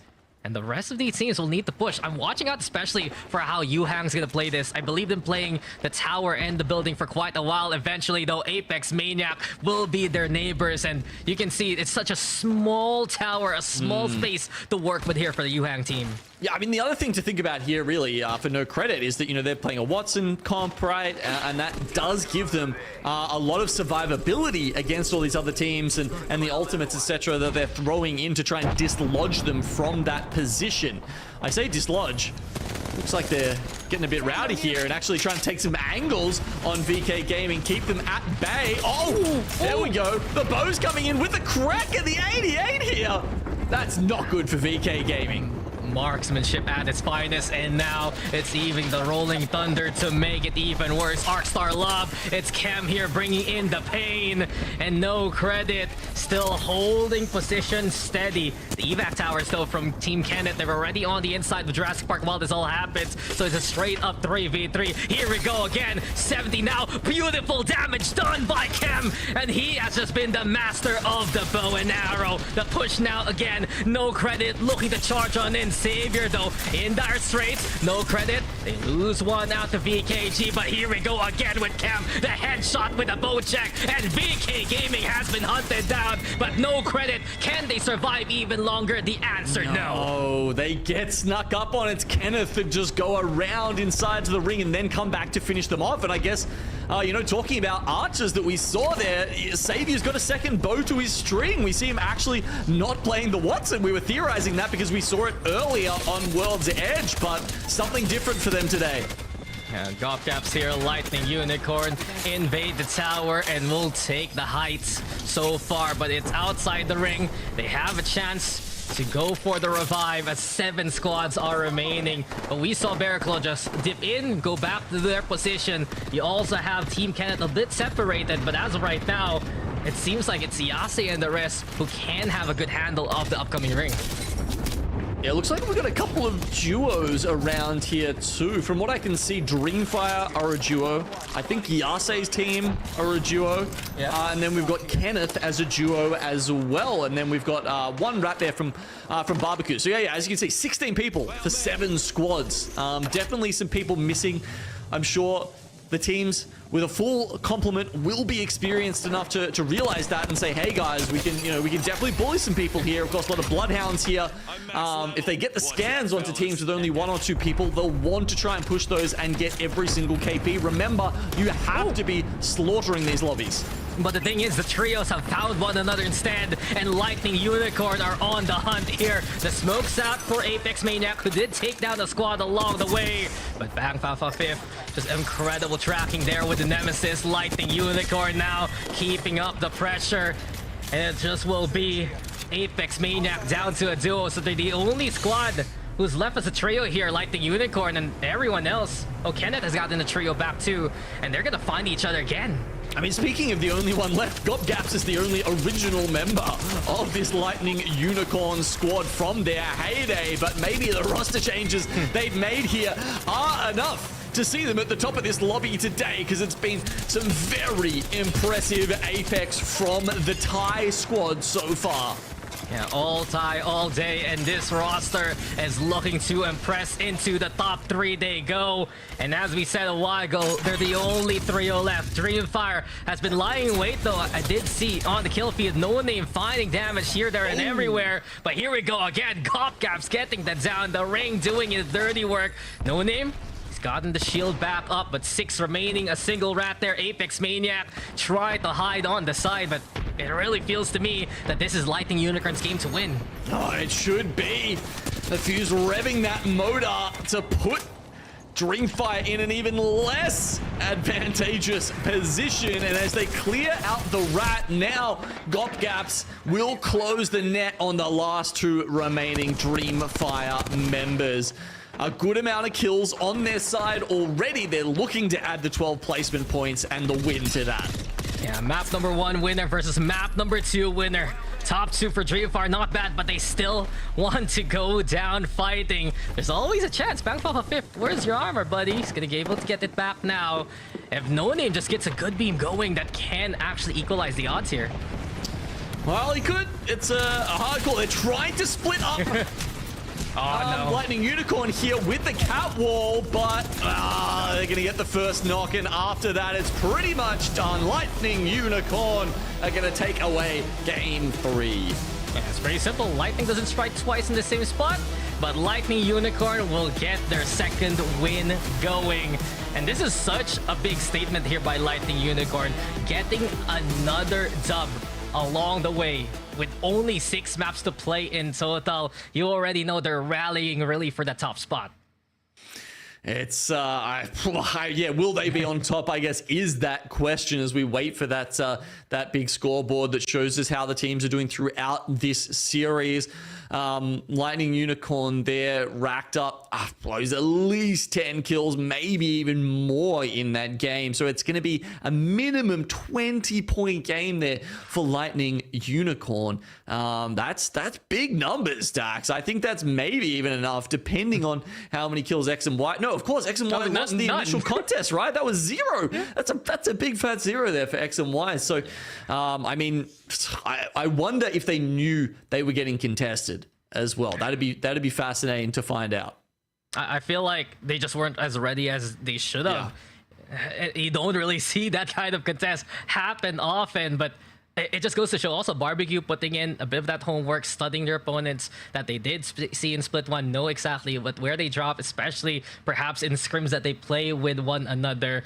But in the end, you can see who won it all out. It was Lightning Unicorn. We're going to check out the stats, and with 12 kills plus first place, that's 24 points, really adding to the Lightning Unicorn campaign. Fire, on the other hand, did they really just play that as a duo? But in any case, 4 kills, 9 placement points, 13, not too shabby. Barbecue also the one to watch out for their genome. 6 KP, making it to the top 4.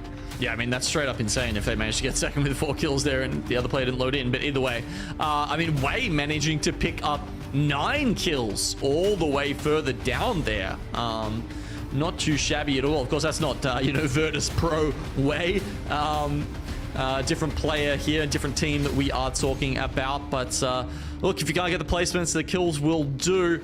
Honestly, though, it's a top 1 qualifier, a top 1 tournament that we're playing here. So you kind of need both, honestly. And Lightning Unicorn, they had that for Game 3. Yeah, it's been the case so far of Lightning Unicorn.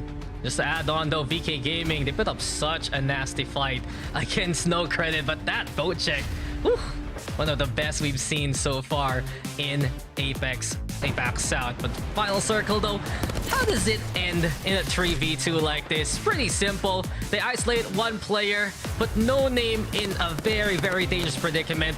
And the wall that Dreamfire tried to build up crumbled immediately as soon as Lightning Unicorn had the angle. Yeah, I mean, we didn't quite get like exact vision of like whether that was blocking off Kilmate as it went up. So it'll be interesting to see from this vision whether we can actually work that out or not. You can see it makes sense for Lightning Unicorn to sort of be on 2 sides here. Okay.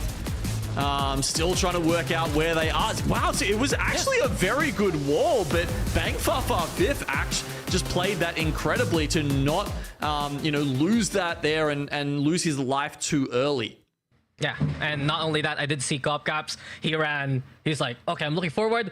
Oh wait, there's a wall. Ran back just to support his teammate. So well coordinated there by Lightning Unicorn. But Genome, we are halfway done into our qualifier. 3 maps to go. We'll go for a break.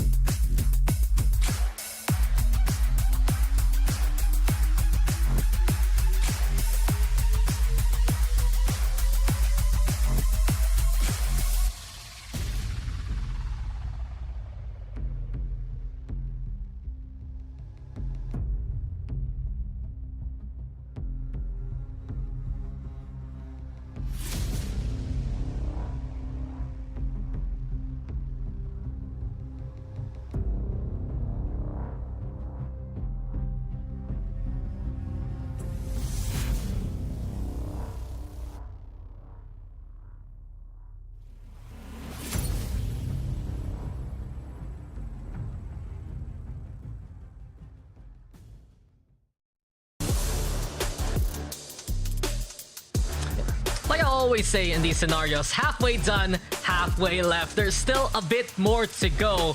But in the Esports World Cup, APAC's out, Apex Legends Qualifier. We've been treated to some incredible games so far. But first things first, Dax here with Genome still. And Genome, come on, I gotta ask you, since we're at that halfway marker already, any moment for you that you kind of remembered the most from our first 3 games? I think the Skyhook Circle was pretty memorable for me, just how X and Y were blitzing through that one, right? I mean, yeah, like they had so many, like to have essentially so many kills that you ran out of bullets is not something we see a lot, right? Like sometimes teams just sit in a building for too long, they've got no low bar, and they kind of just slowly like bleed out. But for X and Y, it was kind of just like pedal to the metal with how they used up theirs. So that was kind of fun. I mean, yeah, look, you said, as you said, we're halfway through, right? Like you seem like a glass half full kind of guy to me, Dax, honestly. And I think a lot of the teams we've got here are going to need to be in that mindset, right? Because for them, they have to be believing in themselves that they can actually make it to that top 1. And that's not an easy feat when you've got teams already putting up 20-point games and just putting big gaps, in between them and the other teams. You're such a punny man there, my friend. But truth be told, I'm glad you talked about that final part from X and Y in game number 2, because we are going to recap for you guys what has happened so far, especially if you have just joined. The story so far, the storybook written especially by Genome over the years of APAC South. But match number 1, I think that's where we really start with the Gop Gap show. Lightning Unicorn ended up with a 1v1 here versus Ice Squad, and it really was Bangfa Fifth doing such an incredible job. And I think that's really been the case for Bangfa Fifth, especially in this day here, Genome. He's been so good at fighting, at finding the best ways to really force the issue against his opponents. Who's been doing an incredible job, hasn't he? And I like they've been playing this comp as well, especially on World's Edge. I'm finding that the Bang Blood, but with the new inclusion of Fuse, has just been a great way to bully a lot of other teams and you know, not necessarily have to turbo rotate and sit there on blue shields, but to really get that sort of you know, mid-game power. And for this game, it was very much so on the side of the Chinese teams with Dreamfire and XMY coming up big. And as you can see here, they're very hard to stop when they get going and they get rolling, Dreamfire. Yeah, some extra proactivity really from Dreamfire right now. No name with the calls, with the pushes, and especially the advance against SWQ to secure that location in the first place. But here, for map number 3, we have had our 2 winners face off. But the problem was, it was a 3v2. So Lightning Unicorn, the odds were already stacked for them. The wall there, set on up by the Catalyst to try and make it a duo v duo. But in the end, it's the same old story. Bangfa Fifth has been basically an anchor for himself, holding steady, winning fights, and it's really Lightning Unicorns on top right now. Yep, and with 24-point games like that, it is absolutely no surprise. But as you said, you know, it was winner v winner in game 3, right? So those at the top, you know, really more glory just coming to them time after time. And so the fact that Dreamfire got 13 points at least is keeping them in that conversation. As we start getting into the back end of this series, Dax, it feels like we're going to be narrowing down you know, who really has a chance, right? Thinning out the herd, who's going to be in that peloton, who's going to be in the breakaway. And right now it does seem like Dreamfire and Lightning Unicorn are 2 of those teams. But such clear results there from the start of that game number 3 there, Genome. X and Y was put on the back foot because of their early wipe versus Barbecue. And as a result, they were top 1 a while ago. Now they're all the way in 3rd place with 33 points. Lightning Unicorn, though, 51. Dreamfire at 40. That 1st and 2nd place competition is looking to be very exciting if they can keep matching and butting heads against one another. Yeah, if they can go pound for pounds, and I mean, it's just fascinating as well, though, that you know, X and Y most likely would have been in that conversation. I mean, it feels like every single game they can take at least 1 or 2 fights as they push forward. So to get 0 in game 3 must just be so galling for the team who's been working so hard to make it into that upper echelon of APAC South.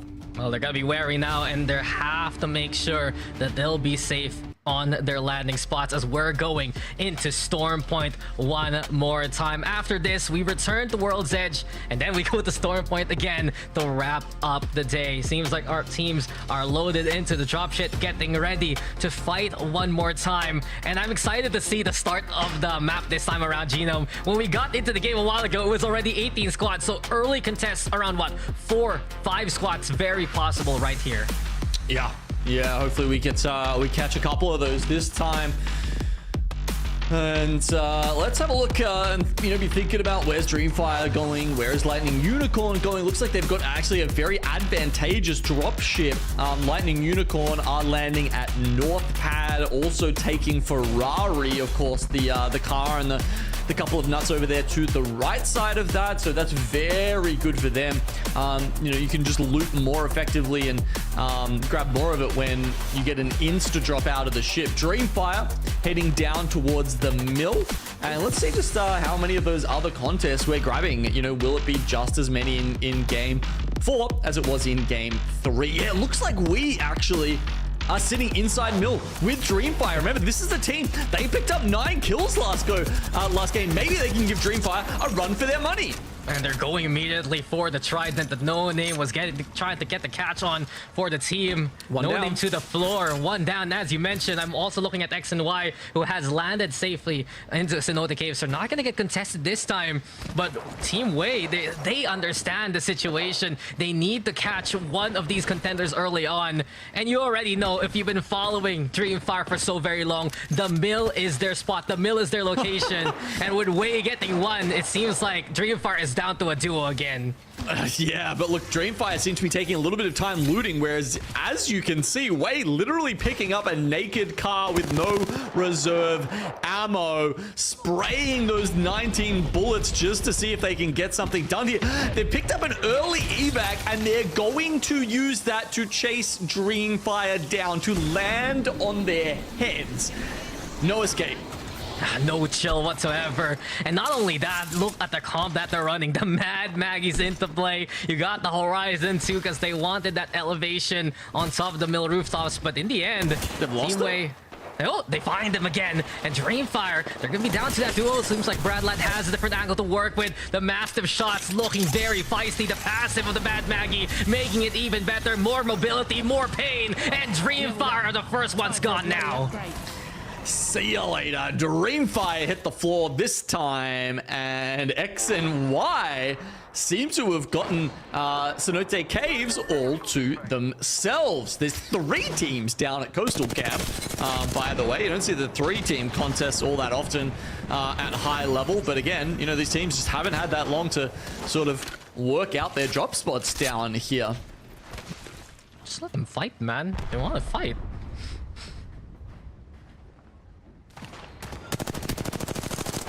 And this after what's happening, got Yase still towards the north. They also have the tower there. It's taken by Orm on Firebird, but you said it. It's just perhaps a little bit of inexperience in front of some of these teams, not realizing where the other squads are looking to go for. And Azu now trying to find another path forward. With more Monster Firebird, they're surrounded on all fronts here, Genome. And not only that, with all of this happening, it's Barbecue at Barometer hearing all of this carnage occurring nearby. Yeah, Shogun have to be worried about those guys coming in. They have shown they're a force to be reckoned with. I wouldn't want to be taking that fight if I was Shogun, but you got no choice. You're in the lobby. You have to try and, try as you might. The interesting thing really is that why did Barbecue go Barometer this time? I mean, they landed Cenote last time. They take down X and Y. Was it last time it was just like, okay, we've got the power of, the power of surprise, the surprise element against them. And now that that's lost after we've won the first one, we'll just go back to Barrow. Interesting decision making for some of these teams. Certainly, as you can see, teams are pulling towards Cedo Station, as a lot of these teams, unfortunately, down on the south side, just very locked into some of these fights. There's just so many teams around. It's kind of hard to get out and around. Yeah, and already Barbecue, they're the ones in trouble. The Patty here of King, he's down to the floor. You got Ronan here still sticking around though, and apparently it's still them surviving all of that. So Shogun, APAC, they're eliminated here. Black Hole into play. You got Was, X, and the rest winning out that fight too. And so far, some early eliminations for the squads, but here we go again. The contest on the south never ends, but Echo HQ is now our battlefield. Yasi FPS almost left to a duo. Zambugs just sliding in, surviving somehow near the catwall as Pablo Eyes are hunting down these players. Eventually, though, they're going to confirm these kills, and it's Pablo Eyes in control so far. They're not the last team to get there. War Monster Firebird also thinking about it, but up here above Cascade Falls in Command Center, we've got more teams getting very early into a team, starting to get a little bit desperate, thinking, hey, are we too far behind? Do we need to be dropping 15 kill games every single game here? And so, you know, there is no chill. There is no playing for zone here. It's we have to win fight after fight, or we're not making it to Riyadh. Yeah, urgency here by game 4. If not, if you can't get the big game now, when could you? When can you get that chance in game 5 and 6? That might be a little too late by then, but here we go again. Echo HQ, new contenders to the location. War Monster Firebird, you said a while ago, was moving on forward from Coastal Camp. Now they're taking the fight as the crack on the shields is a go. Shark, ground damage, sure, but it's Azu instead who gets the first down going. Advantage now here for WMFB. Smokes are out and they're taking their sweet time, playing patiently with the numbers advantage clear for them. Yeah, just look fascinating how this kind of format influences the play and the decision making of these teams who know that they have to just be absolutely sending it as we get into the later stages of the game. There's still a Pablo Ice player around here, by the way. Yeah, exactly. So he's still trying to survive on the other side of Echo HQ. War Monster Firebird will need to push as the ring will force them forward. There's actually a second player nearby too, but Pablo Ice. But in the end, it's where we look here at CO Station to make sure VK Gaming down here on the ground floor, fighting against the elevation of another squad. You got Rogers OC also nearby, so it's gonna get crowded very soon here. It's kind of funny. It's almost like we've got 4 teams playing a game of Control over here at Sito Station, while the the rest of the teams are just slaughtering each other on the fringes of Storm Point right now. Unfortunately, whoever does end up coming out on top of this game of Control Dax is going to be a little bit sad, because the ring is actually pulled back over towards Mill, as we're going to see right now, and that's going to favor teams like X and Y. You've also got a couple of teams playing very far out, because they were really sticking around to take those fights, like Kill Devil, like War Monster Firebird there, but is a team like Lightning Unicorn going to be able to take advantage of that? They've got some chokes to play around up there in Checkpoint, where they can potentially go up against teams like APAC, Maniac, Kill Devil, maybe even Rudene's team, who's still sitting all the way over in the wall. Well, while that happens, Barbecue has found Keep Going Gaming, and Keep Going now. They've been playing so safe so far into the lobby. Now we see them take the advantage and take the advance against an opponent. Here you go. They already craft the shields onto one. KPG looking to play their naysave. The black hole is a go. It's not enough to really get the catch that they want. Instead, you see Barbecue reform their line. It's a 1-for-1 trade so far. Here comes the Forged Shadows, as yet again Barbecue wants to hold W and look to gun them down. This golden knockdown shield, though, very pesky to deal with. Eventually, KH is left with a sliver of HP, and it's not enough to stay alive. Keep Going Gaming, they're done here. Just by the slightest of margins, Barbecue will come out ahead. And every opportunity that you get to go forward, to get another team wipe, to get another batch of placement points is so important for these teams when you're gunning for that first place. They've actually got a lot of space to themselves after that one, Barbecue. So tanky. Not only knocked that shield, but the Forge Shadows too. And you can see the utter confidence of Barbecue as a roster. They want to say that they can fight anyone at any time. But we watch now Lightning Unicorn. They're moving to hug Bean so far. They also have Yuhang and Wang's team nearby. And it seems like you noticed something here, Genome, as Apex Maniac will also push in from the north. Yeah, I mean, there was a very decisive move there from Lightning Unicorn, right? They were essentially in this spot we're seeing right now near the spiders from Apex Maniac, but Lightning Unicorn take the position up on top of the hill, overlooking Bean, as indeed the ring is pulled away from Mill and further towards Bean itself. So it'll be interesting to see where that one finishes up and whether Lightning Unicorn have put themselves in God's spot once again. Well, you got the shields getting cracked again. And Ronin actually downed here by Kill Devil. This is their chance as Barbecue. They were doing such a good job to hold the line. Here we go though with Bolin confirming with the Thermite. And in the end, Barbecue's left to a rat. They try to zip on the way. Kill Devil looking to give no quarter, no escape. They tried to say, hunting down the opposition's last remaining member. Bolin's Arcstar, does it fly through? It's towards the door, closing on down. No escape, says Kill Devil. Wow, this time there, the shish kebab as Kill Devil absolutely dominate them there. It was like a, what was that, like a 350 Havoc spray coming out of Kill Devil. The zipline Zen, not enough. Even that damage reduction on the ziplines will not be helpful in getting Barbecue to safety this time. Kill Devil, they may have even spotted out. You can see looking behind them there, just wondering if that's someone's coming up behind them, sneaking up. Parbo Ice having to take the long way around. It might work out though, as you can see, quite a clear path from them around the south side of this to hopefully try and make it into the safety. The INC Armory's open. Could be a spot they could play for there, but War Monster Firebird sitting in safety on the Beacon House. And Gobgaps and Co there, up on top of the hill, above Bean. A good gatekeeping spot, but they're going to have some work to do if they want to find themselves once again in that final two.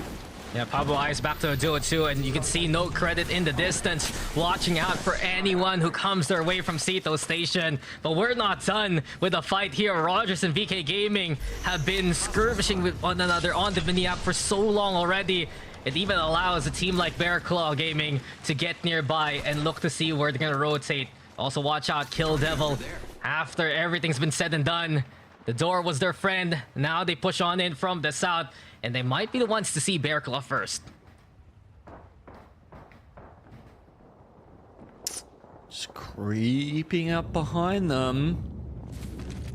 They're looking at Parbo Ice. They're occupied. Their attention right now captured by the duo in front of them so that they're not looking at Bear Claw sneak up on them through the spider cave. If they don't catch this coming soon. Oh, it's perfect here for Bear Claw. If they can take advantage though, it would be even better. Unfortunately for them, it's not enough to get the knock. Maybe a little too hasty on the first shot. No base of the hunt as well, I guess. Yeah. You know, maybe it would have been a little bit easier to take that. Put the fear into them when you hear that growl come out from the Bloodhounds. Either way, Bear Claw kind of have options, right? I mean, they can play to the south or the north side around as the circle closes, but they do need to get a wriggle on.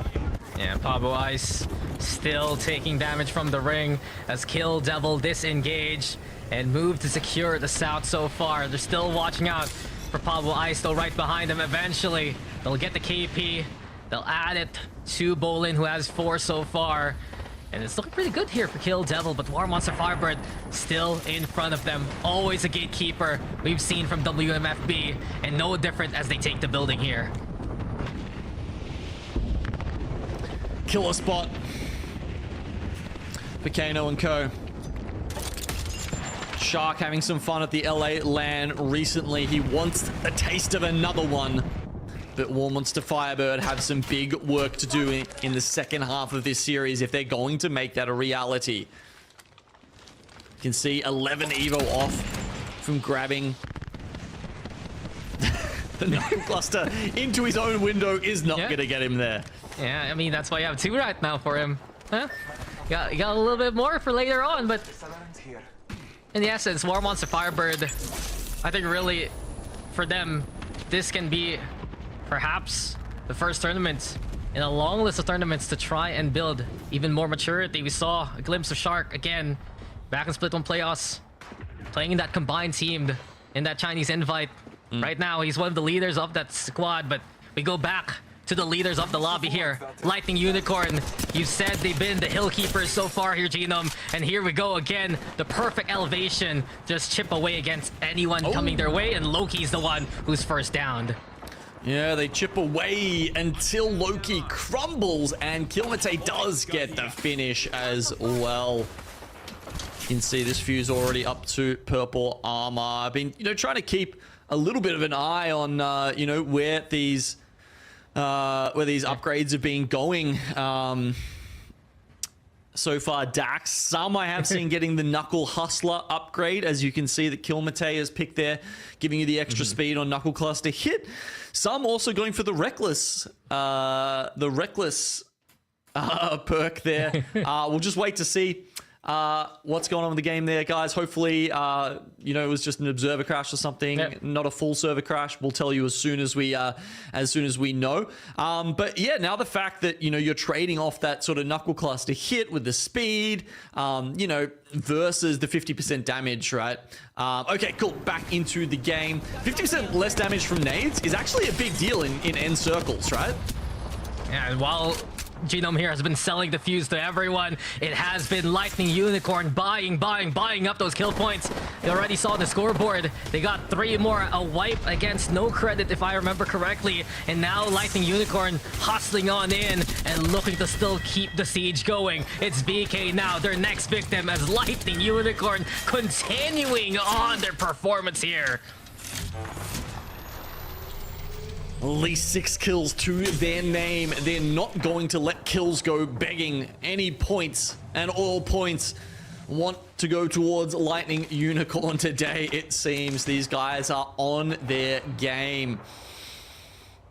Spreading out here, playing the 2 different rocks to give them a few angles on the team. Sitting in market, down at the respawn beacon. They're going to need to look for those angles, right? Because they have to move. The onus is on Lightning Unicorn to make their incursion into the next circle. And if they do spread out, it gives them a better chance to catch someone off guard and then leapfrog in there, take their position and move into round 5. Yeah, they've been doing it well so far, though. It's up to them to keep continuing on. As you can see, Yuhang and the rest inside the market building. War Monster Firebird and Kill Devil, they still have been having to stand up, but was that an erasure with the Sentinel? Gobgaps, he was just trying to use the evac tower immediately. It's BK who takes a bit of revenge versus Lightning Unicorn. A duo left now on top of the rooftop.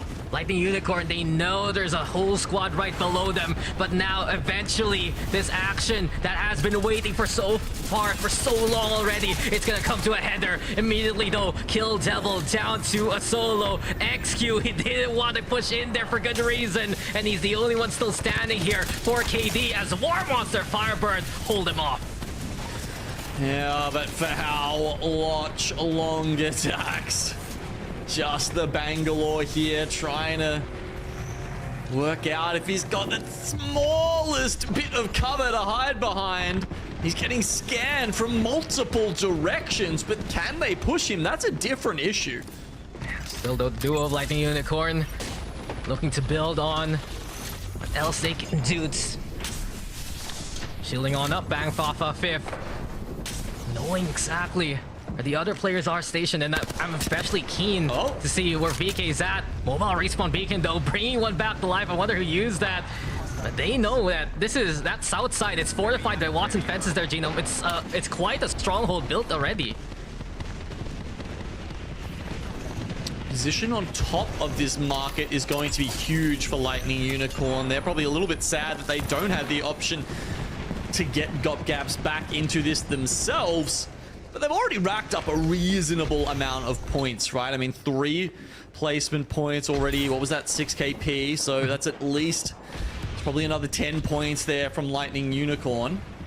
But pushing further as a duo, it's going to be tough. Yeah, SWQ. Considering say that, you know, the main competition, be interesting to think about where they are in relative terms to Lightning Unicorn in game 4. Yeah, that's what I want to say is SWQ is the one there on the south, using that respawn beacon, staying alive now as a unit. But we're still watching out for Lightning Unicorn, looking for any target so far. VK though has been found out. The single player in 951 has been found. With 5 squads left though. Eventually, the teams here in the buildings. The grenade, that is looking very deadly. Here go with the Arcstar 2. Skynades being the biggest threat for Lightning Unicorn as it stands. The vert nades causing some real concern here. It just rolled in front of them.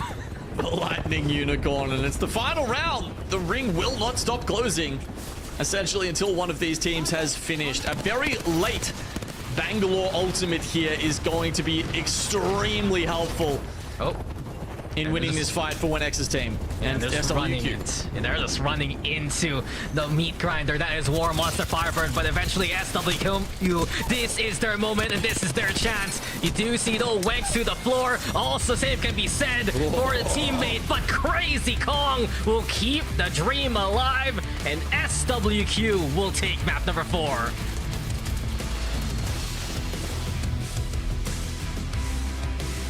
Elite name there. I love Crazy Kong. He's in the top 10 of best names in APAC South, not gonna lie. Definitely up there with Tray Cleaner. But in the end, SWQ, they got the res going. They stayed away from the action until it was the right time. And you saw how it just really ended for that market building their genome. Everyone runs into War Monster Firebird. They die. War Monster Firebird climbs the wall. They're the ones to get felled by SWQ. And the rest is just history for SWQ to write. Yeah, it's a pretty easy dub after all the other teams were forced into each other. You know, great bang ult timing there. I think the other thing about how well SWQ played that end zone was you saw when X got aggressive, got very proactive, moved up so that when War Monster Firebird were climbing out on that over that fence, their choices were basically like sit in front of 1X or go into the circle and take like 25 damage a second, right? So yeah, like honestly, a really, really smart play by SWQ to close that one out and grab the dub. Yeah, SWQ very much so deserved, but we get to see the rest of the scoreboard. And not only that, look who's been making a mark in terms of KP. War Monster Firebird, second place, 7 kills though, with around, I'd say 5 of them in that final ring. Lightning Unicorn, job's done at least, making the top 5, 7 KP. You can also see Levy and his team 5th place, 7 points to VK though. They've been a threat. That Sentinel was very scary in the hands of 951, and that's why they made it to the top 6. Beyond that though, I guess I'm really concerned right now. Where did X and Y end? Only 8th place, so they didn't recover as much as they would like their genome. No, so they end up grabbing only a handful of points there. And that's, I don't think, going to help close the gap on a team like Lightning Unicorn, who finished up with 12. And then you've got to think about Dreamfire as well. Same thing happened to them as happened to X and Y the game before, you know, getting contested and dropping off on 0. It just seems to me that Lightning Unicorn was able to run the country mile in that last map anyway, but we can see the final circle and how it ended in favor of SWQ. And if you saw how it really started, it was just Wenks and the rest looking for opportunity, trying to chip away against anyone who would run their way. But since they showed their hand, their genome, I do feel like that's why everyone else decided, okay, let's run to that fence. Maybe that can be the angle and into the loving arms of War Monster Firebird instead. And you can see, you know, very smart placement there. A lot of teams actually seem to be holding their interceptor pylons, right? Waiting for the bang ults to come down so that they can weather the worst of the storm with that. And either it blocks all the missiles or they've got enough shielding there to passively regen when it happens. Now, this is that move I was talking about from Wenex, where, as you can see, he just forces the entirety of that team into such a tiny little square there that they've just got nowhere to play from. Makes them so predictable for the rest of the SWQ teammates that they can just mop them up in a second. I do wish we could magnify that POV real quick. I'm not 100% sure if that Arc Star went through the small gap, but in the end, its presence forced War Monster Firebird to push, plus the ring itself. What an ending for game number 4, though, but we're not done, guys. We still have 2 more maps to go, and when we return, we'll go back to World's Edge.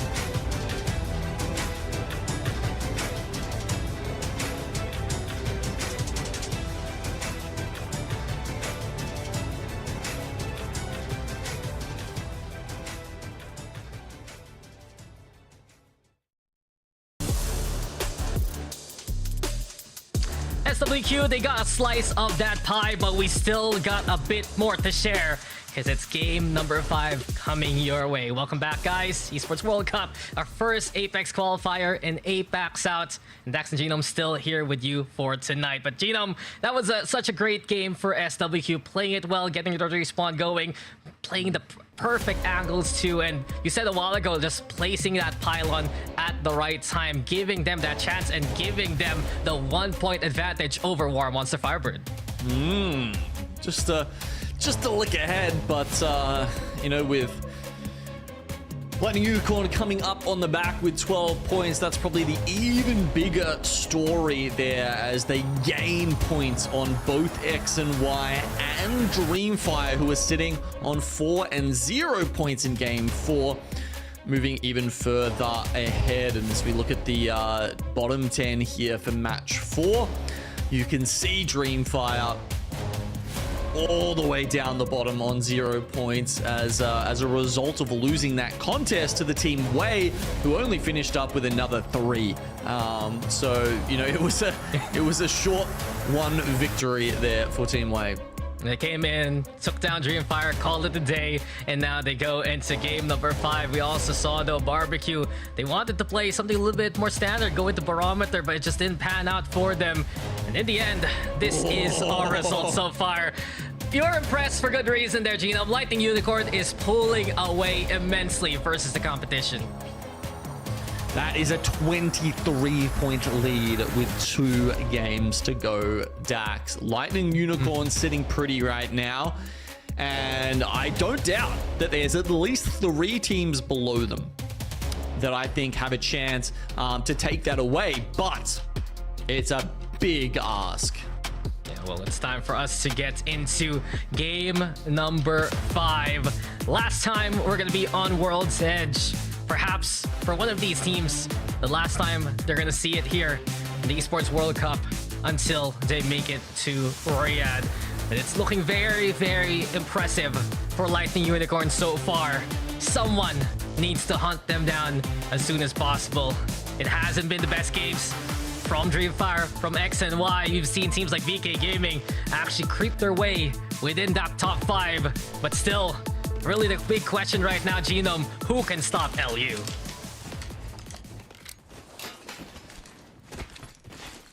They're the team that everyone needs to be thinking about right now. And I mean, the funny thing is, every time we've said that so far in this series, Dax, someone's come and taken them out, right? Like, yeah. It's like the other team's like, hey, I think someone needs to land on these guys. They're getting a little bit far ahead, and they've done it to X and Y. They've done it to Dreamfire. Frankly, why isn't someone doing it to Lightning Unicorn right now? I mean, do they know where they even land in the first place? You can see that on Storm Point, it's just history. Where X and Y usually lands, it's North the Cave. Where Dreamfire usually lands, the Mill. And you can also notice way here, I believe they're at launch site right now and contesting X and Y yet again. We're gonna get confirmation of that very soon, but it's been notable that this has been the drop zone of choice here for X and Y. Wait. One of those teams who was creeping up in the top 5. And you can see with grabbing some of those objectives, they're already up onto the blues. Very important. I mean, if you can get blues, it gives you not only that 75 armor advantage over the other team, but you also get 3 perks to work with, right? And that's going to make this tough for X and Y taking this fight. I think it's maybe even better to back off at this point. Yeah, X and Y, they had the command center, but the only order they get is to get out of danger. It's JR and the rest calling the evacuation. X and Y, an early adopter of the fuse, but we're seeing more and more of the fuse right now in World's Edge. And you said a while ago, Genome, it's been pretty good on this map, but even better right now with how Fuse does have access to ring consoles if he chooses with the perk, and perhaps even more flexibility right now. Yeah, it is a character that I think is definitely less one-dimensional than it once was. With that access to the ring consoles, I mean, talking about one-dimensional, Kung Killer only got the wingman only loadout. Okay. Yo, well, this is some season 1 vibes right here for me. I think I'm a little shaken, even the fact that seeing it on the floor with those sniper bullets, but eventually it will be X and Y still trying to get out of danger and evacuating as far as they can. All the way on the other side of the map, though, you got WasX and Bear Claw Gaming nearby one another, but no contest whatsoever yet. They're just keeping it chill so far. I mean, it's been a fascinating sort of game design problem that they've had to fix with the wingman, right? I mean, the way they've had to go from, you know, no digi threat, you know, now that it's back on ground loot, trying to tinker with the damage, the headshots, and now even completely limiting the mag capacity. And it's just fascinating to see, yeah, where it's come from, you know, in terms of season 1, where it was sort of an auto pick for anyone who had you know, good aim, as they get shot out of the sky there. Not great for Wuss's team. Yeah, to the spot where it is now, where it's almost sort of like sitting like an SMG sort of type space, with the fact that, you know, it's just so good at putting out damage in short bursts, like a long-range shotgun almost. Yeah, I mean, they made it a little bit awkward, really, how it's gonna get kitted now, but Bearclaw Gaming, nothing awkward about their approach. Very patient. They knew that their opponents were here in Lava Fisher. They're waiting to see what kind of move they'll take, and as soon as they saw the evac tower, it's Rudney and the rest hunting on, but Was actually winning out that fight, but can't escape the Wrath of Heck. That's 2 gone here for Was X, and Bearclaw Gaming given a chance to reset. Yeah, now remember what we said, you know, we're expecting these teams to get even more and more bloodthirsty with every further game that goes on, because they just know how much further they need to absolutely you know, demolish lobbies to even have a chance at getting that first place. You know, when you think that Lightning Unicorn are 23 points ahead of their next closest competition, that is a hell of a mountain to climb for even the teams, the 3 or 4 teams that are close behind them, let alone the teams down at the bottom of the lobby who at this point are, you know, essentially playing for spoiler. Yeah, walking kill points perhaps for some of these teams, but it's all about competitors. This is one of them. Dreamfire now on the hunt. Got Pete though. He's in danger as he does get traded there by Limo. It's a 1-for-1 for now. Dreamfire looking to take advantage, but it's a good job by Bearclaw to still keep the action going. And Limo again, real is an understatement. His shots ring through, and 3MZ looking to avenge the fall, and knockdown shield not going to be enough to keep him alive. 3MZ is out of shields. Where's the final member here of Bearclaw? The slide on forward. Heck finishes off the job, and it's Dreamfire gone early again. Oh, Dreamfire, they have to win those engagements if they want to pick this back up. The fact that they're down already and way as well. Now we've only got LU who are sitting, I mean, they're essentially the one squad in this entire lobby who can comfortably play zone, right? Yep. And I mean, they're sitting pretty right now, and while this happens, over at Geyser, BK Gaming, third partying their X and Y observers on the other front, as Rogers OCE also eliminated. But Genome, this is something you've been talking about for quite a while already. These later games, as that's a beautiful, beautiful shot with the longbow. 87 to crack it down. It's more about being bloodthirsty, getting these kill points, as it's desperation for some of these teams here. Yeah, you know what I wonder, Dax? Yo. I wonder if we could get like a Zone 4, Zone 5 finish in one of these last 2 games. Oh. Like, will the teams be so crazy about trying to grab these KP and work their way up into that #1 spot that we just have no one playing zone, right? I mean, look at this. Like, as we said, Lightning Unicorn sitting pretty up there in the train station sort of area. No credit are going to play a good spot up there in Survey Camp, but everyone else is just, like, yeah, just going for it. Just absolutely heading for it, each other. Because they have to. Because they've got no choice. I mean, we're playing TDM here in Monument by this point, and Keep Going Gaming looking to still keep that namesake as theirs. They hunt for anyone nearby. It's still Shogun Apex as well as the Yase squad in this position. They've already found a few kills there named towards Monument, but you said it already. Lightning Unicorn, they're in such a good spot inside the next ring also. They can move towards Survey Camp for free, and they're the ones in such a good spot here to keep going with these points. Well, we have an enemy out there. Keep going. It's the name of the game for everyone here. Can't afford to stand still. Can't afford to let the other team steal the KP away from you. So even when the odds are against you, these teams are probably going to be making some silly pushes because they know they need to. I mean, Shogun, hopefully don't get caught off guard by these crazy angles that we see Bible pulling out here. Now Bible just over there by the window still. Just a small pixel to stand on. But effectively here, you want to play your heart out in game number 5. So your game number 6 isn't meaningless if you are close enough to try and rally for that top spot. Many of these teams, it's going to be very difficult with Lightning Unicorn score. And Bearclaw Gaming also now taken down off screen by Apex Maniac and his squad. But we're still watching KPG. They've been knocking on the doorstep of Shogun Apex for so long already. And speaking of, the captain there, the shields are cracked. He's taking a lot of damage, and Keep Going Gaming piling on the pressure from below. Okay, scans reveal the position, reveals the traps as well. They've just got to make their way through those slowly as Yase's team looks on from not too far away. Corsic is going to slow this down a little bit though. Lightning Unicorn have made it into a fantastic position within Survey Camp. I mean, there's so much unpredictability in the way that these lobbies are playing out. You know, I feel like there was a good chance that a team that's doing well just gets caught off guard by some sort of crazy play that one of these kill-hungry teams is making. But Lightning Unicorn, they have avoided that so far. Yeah, and keep going gaming. Eventually, this war of attrition, floor by floor, they were going for the clear. They made their way in, and Shogun has been knocked down. While this happens, it seems like Yase squad, they're done crafting. They want to go for the third party, but keep going gaming.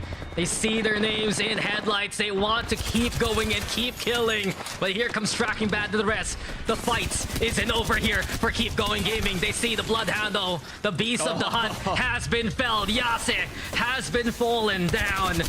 And Keep Going Gaming, they still go for it, Genome. They don't stop, they can't stop, and they want all of these KP as soon as possible. Yase FPS, that team's eliminated. Keep Going Gaming, they control the building. Can't stop, won't stop. Good stuff there from Keep Going as they stop all comers, including Yase. The third party is no more on the original stand strong. Do they have enough, though, to take out the third, the fourth, as Barbecue stop to loot just a little bit Yeah, before they take on this fight? Yo, it's golden. You gotta pick that one up. You gotta check it out. And interesting enough, Could've been a Barbecue. Yeah, but Barbecue's not actually gonna go for it. They back on away. Interesting. They respect what Keep Going Gaming did there. Give them that highlight. But while that all happened, Genome, I also noticed on the kill feed, VK Gaming has been a thorn on the side of X and Y, sniping these members as much as they can. Down to 2. Yeah, I mean I think they're back up. They're back Yeah. up to 3. I think they did get a respawn beacon along the way. But the fact of the matter is, because of VK Gaming gatekeeping X and Y, they couldn't get in position towards Epicenter where they wanted to. Right, so, you know, one of the remaining threats to Lightning Unicorn's absolute domination of this lobby, very much on the outside now, and you can see they're going to have to somehow maybe surprise, get through the back of Wayne X, who you can see they're running past right now. This could be a very interesting fight over towards Epicenter, especially if Barbecue drop on top and get in the middle of everything. This is going to get crazy. Ready to set up the grill, and there you go. The heat is on. Ronin finding Crazy Kong to begin with. SWQ are winners from last map there, and Storm points under the rest. It seems like Barbecue, they're good with the one knock so far because X and Y is nearby. Look, also Keep Going Gaming, they also want a piece of the action. They're paying now. X and Y moving forward. Got Bible here getting into Red Shields, knocking down YC along the way with the flatline. You also get the Rolling Thunder now into play. Keep Going Gaming, they're in control. And X and Y, they're gone in 12. A contender, perhaps that top spot, eliminated early yet again. And that's huge here for Lightning Unicorn, who's all the way safe in Survey Camp as Keep Going Gaming are hunting for more here, Genome. The push comes to shove. Here they go against Barbecue. Archford's the first to fall, and Keep Going Gaming, they're hungry for these kills. Oh, is this their game? One goes down, and look, they are hungry for kills, but you've got to make sure you keep your 3 members alive. So important if you want to keep, you know, they need those placement points as well, right? I mean, sure, 12 kills already at minimum that we can see there. That's good, but they need to combine that with the placement points and probably even a few more KP if they want to move up. So they've actually got a great spot as well. It's very much pulled away Red from Shields all days. and pulled Their fights towards from Monument, enough to build such a big bank. So and they're not done. Maybe take another out the set of gaming kills. Pub Ice How as many well. does KPG have by With this point? already the 7 on triple reds. KH alone. I mean, Or this is 5 rather. perfect for Keep 7 Going there for Gaming to make Bible. a Double late digits charge at already. the title But we here. finally move towards the north side of the map. We got Survey Camp here. It's Lightning Unicorn. Gets the catch on Saka, so they're safe for the time being, but this ring's gonna close down soon.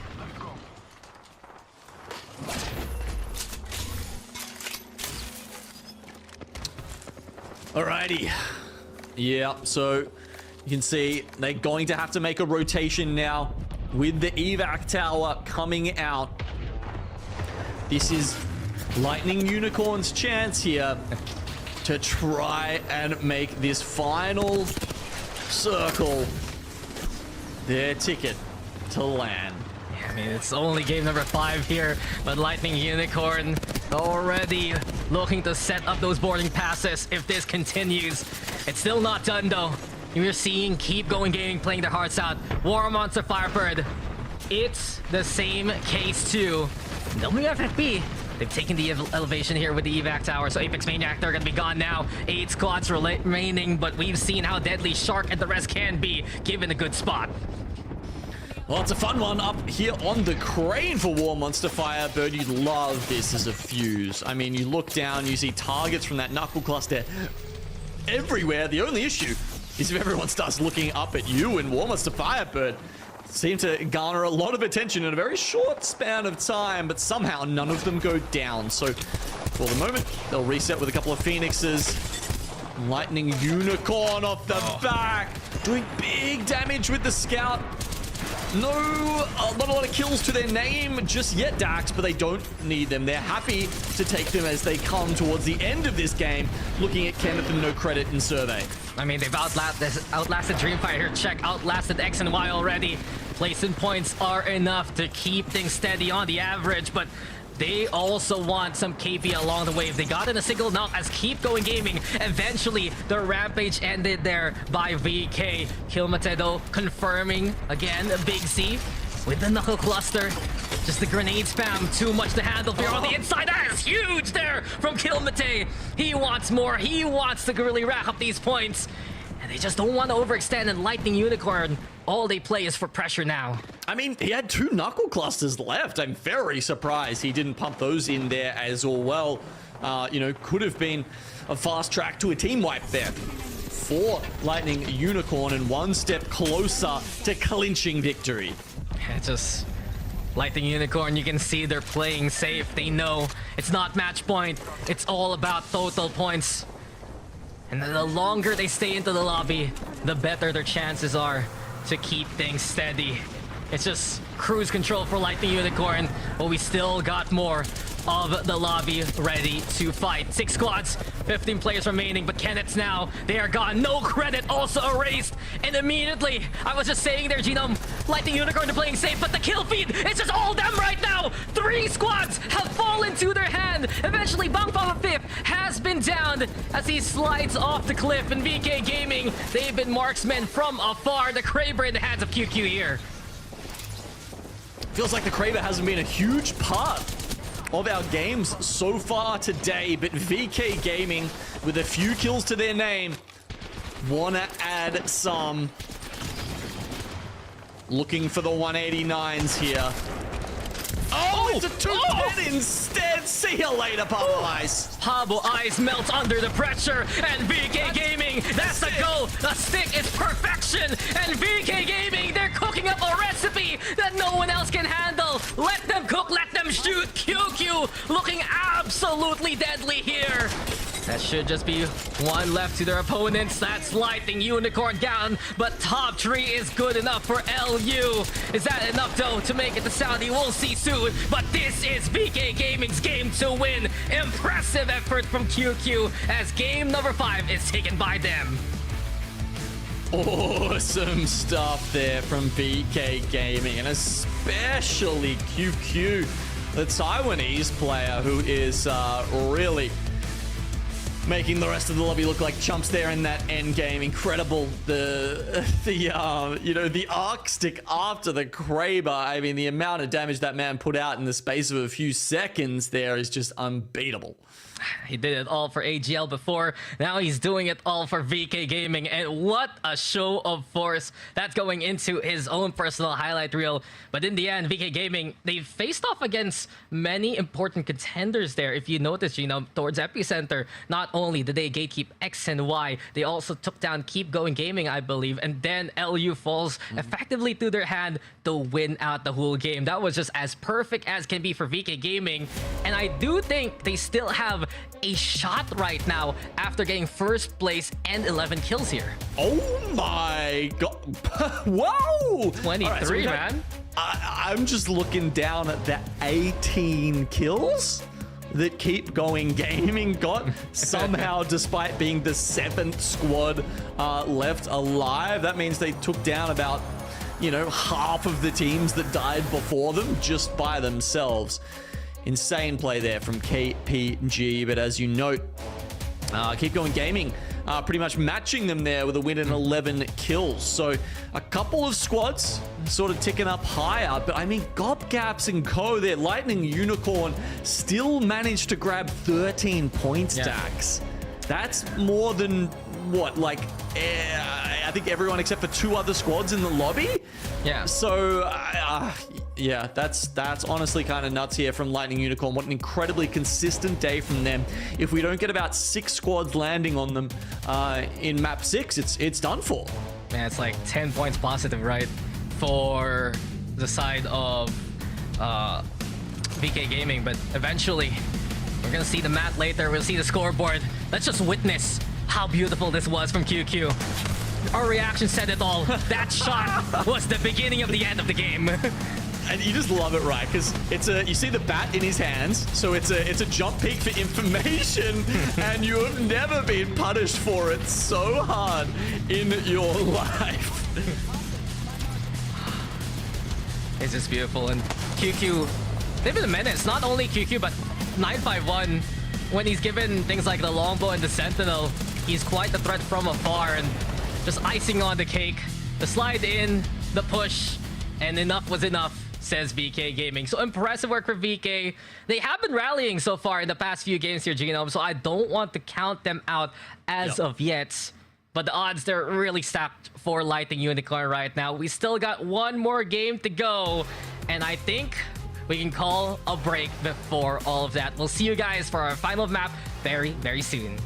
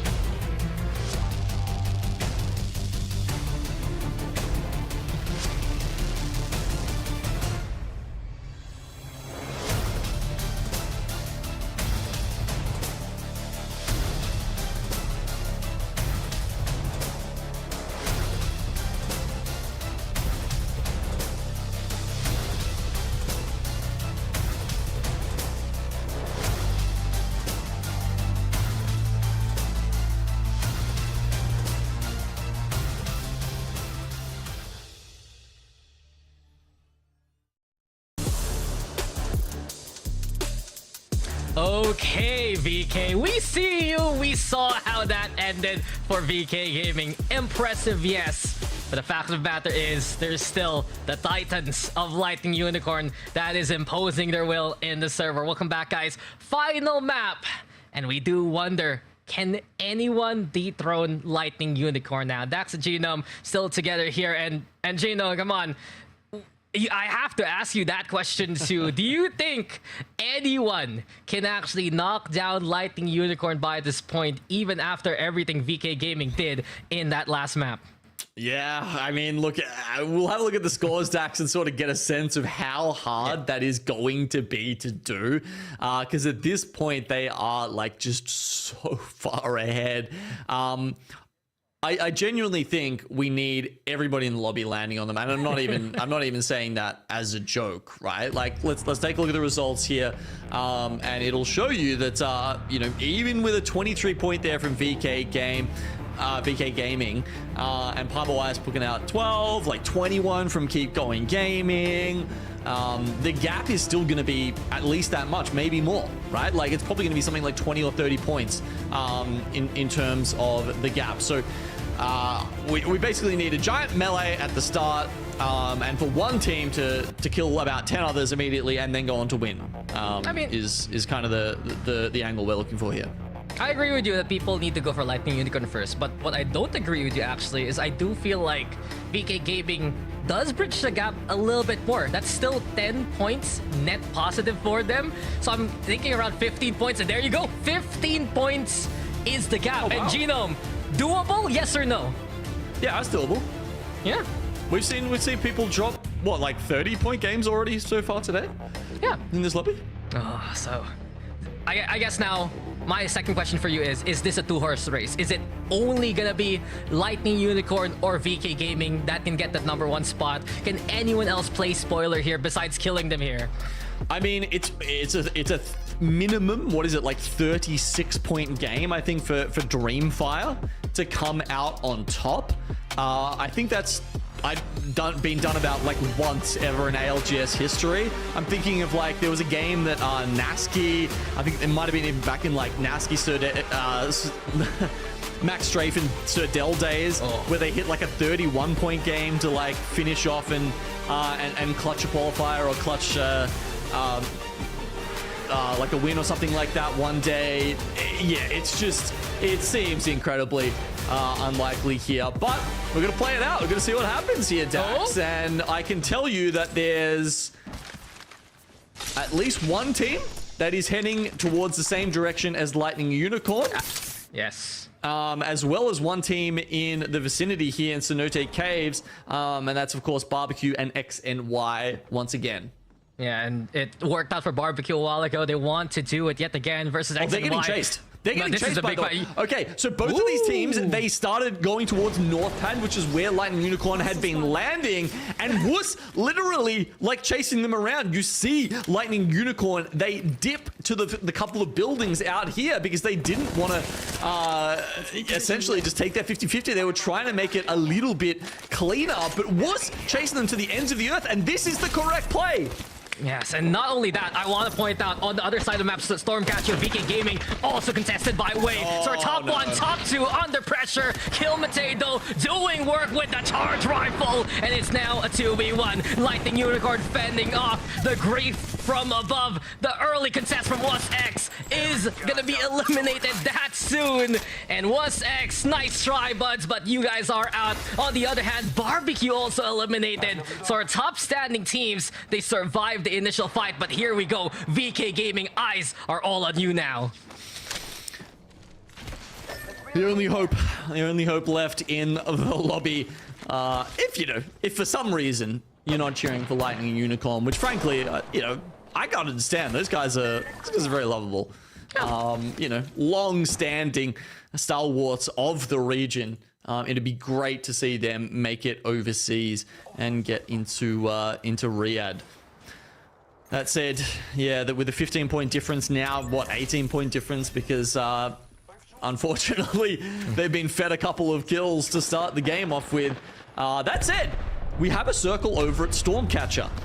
So the circle is going towards VK. And as they try and take this fight against Kenneth and Wei, a couple of teams in the vicinity here, Dax, the question becomes, in the new meta, in the second half here, or well, almost the second half of the ALGS year in 2024, are you punished for having the circle on top of you? Man, that's actually such a good question, right? Like, if you land there, sure, you get a start, but how do you get resources? Everyone else, especially with the draft system, right? How accustomed are you? How do you get purples? How accustomed are you with the loot paths themselves, especially if you're a little bit later on in the draft itself? So many questions to be answered in the future, but right now, we're watching a Rogers OCE, and they're looking to find one little squad to fight here towards Cito. I do believe that's Bear Claw Gaming nearby. Loki putting in the work. The right taking some damage, spots out the target, Rudney. It's a rude awakening for him, disrespected there by Loki. And it's Rogers and the rest having the man advantage so far. Oh! Okay, trades one back. Meanwhile, going back over towards Stormcatcher and Command Center here. Wei's pulling up against Kenneth. They'll take them out, but how close and no credit? I don't think they're actually looking for the fight. I think no credit are actually just looking to take space up at Stormcatcher, so they will do that and leave them alone for the moment. Rogers still trying to get into this, but Yase, his team is pulling up as well. Can they get the med kits off in time before you can hear a couple of Nemi shots ringing out to try it and get the last tiny little bit of health away from Rogers. They really want these kills, but the shields are up for Rogers and Loki. A sliver, though, in terms of their flesh. And speaking of now, Loki, the first to fall here. Zambugs making the Prowler work so well. A 2v1 now as Rogers, the captain, the only one still standing. But yes, FPS, they need the shields back up. They're pinging their target right now. The knockdown shields into play again, but Yase, as well as Tracking Bad, playing it so safe instead.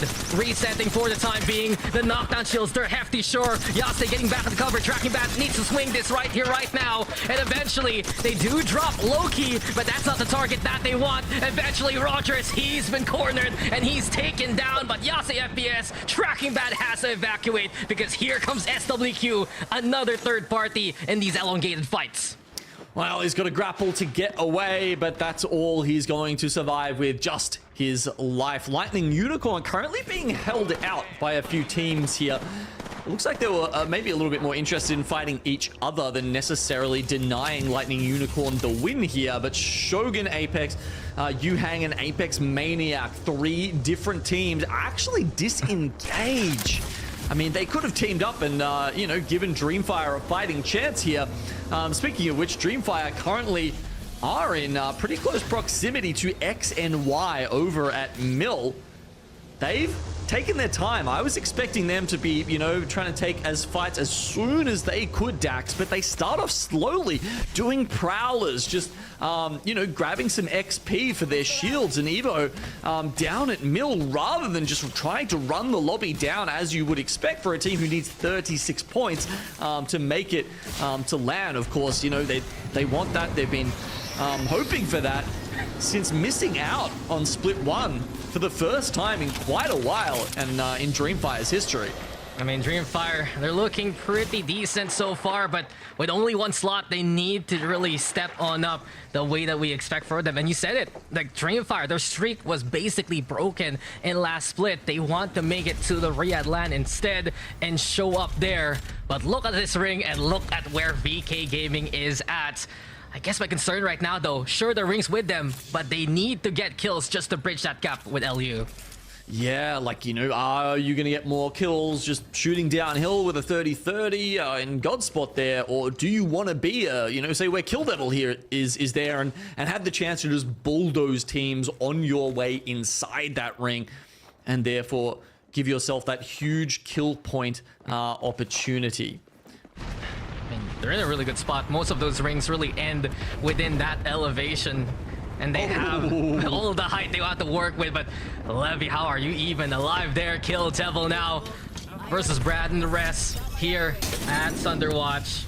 BK Gaming, though, They're looking to sniff out a bit of the third party too, as Team Wei is the one who's gonna get pinched in. Levy now and the Reds Kill Devil looking to push forward. Now they corner the Bloodhound. Kung Killer is the first to fall, but Wei with the trade, and here comes VK Gaming. Seems like they heard of Genome. They know they need to hunt for KP as Wei is eliminated. It's free real estate and free points right now as VK Gaming looking to just clean up and find any of these isolated stragglers. I mean, honestly, it was some incredible tracking there. But it wasn't enough to have a chance against this team who is really trying to push themselves to the limit to get ahead of Lightning Unicorn in Game 6. This is our final game, guys. If you missed the start of the broadcast here, one team from this lobby will be joining the rest of their APAC South brethren in Riyadh. And to do that, they need to be on top. They need to be the team with the most points at the end of this 6 games. VK Gaming are one of the only teams left alive who have a chance to do that. And if they can win these fights, maybe they could turn around, because Lightning Unicorn look like they might actually be pulling up to the north of where VK Gaming are right now. Yeah, they've gone the long way around, but this is a big fight for VK Gaming. Their rivals from the last map keep going Gaming. They won that fight before. But over at Thunderwatch, there's that extra bit of height that VK is fearful for. Over onto the skill of 2, Dreamfire finding action versus WenX, and here comes Going Gaming. They want to get revenge versus VK. Riyadh be damned. They want to kill this squad as soon as possible. Scan is into play too. They know exactly where QQ and the rest are. Elevation now with the Rock Arc Stars coming into play. The Sky Nade though will be enough. Thermite too to keep the pressure on as Dreamfire wins the fight versus WenX off screen. VK though, Casa over onto the bush. There's a down from KH, and that's the go signal for KPG. The green light is on, and Casa cannot escape. VK Gaming is gone, and that might just be it for the whole lobby. Lightning Unicorn very happy to see that one on the kill feed. And speaking of, painful. There's only 8 squads left alive, Dugs. There's only 21 KP left in the lobby. I mean, Dreamfire were the next closest team, and they are miles away from having the KP required. I think that all but sets it up here for a Lightning Unicorn win. They're playing it so safe, so smart, and they, I think that's deserved for them after such a phenomenal series, that they don't have to put themselves at risk, in danger in this final game. And look at that, they waltz in to the final circle. Yeah, that's for them truly a day crafted for Lightning Unicorn, and it has been the best we've seen from Lightning Unicorn in a while. We noticed them that they make those impacts, especially in day 1s, back in the Buram days too, having a bit of that LAN experience. And it was a good effort from X and Y early on, but getting knocked down a peg by especially Barbecue on this map a while ago, it really put a damper to those plans. So it's 7 squads remaining. It's Lightning Unicorn in cruise control by this point, but we still got a bit of action to watch here. Yeah, I mean, X and Y are going to do their darndest to pick up the KP and at least give themselves something to hang their hat on here. But at this point, we've got so few teams left alive at this point in the lot. Usually you'd be seeing probably 12 to 15 teams. But everyone wants a piece of it at this point. I mean, some of them know the day's probably over for them. So, hey, why not give it a crack? Dreamfire still trying to run some teams down.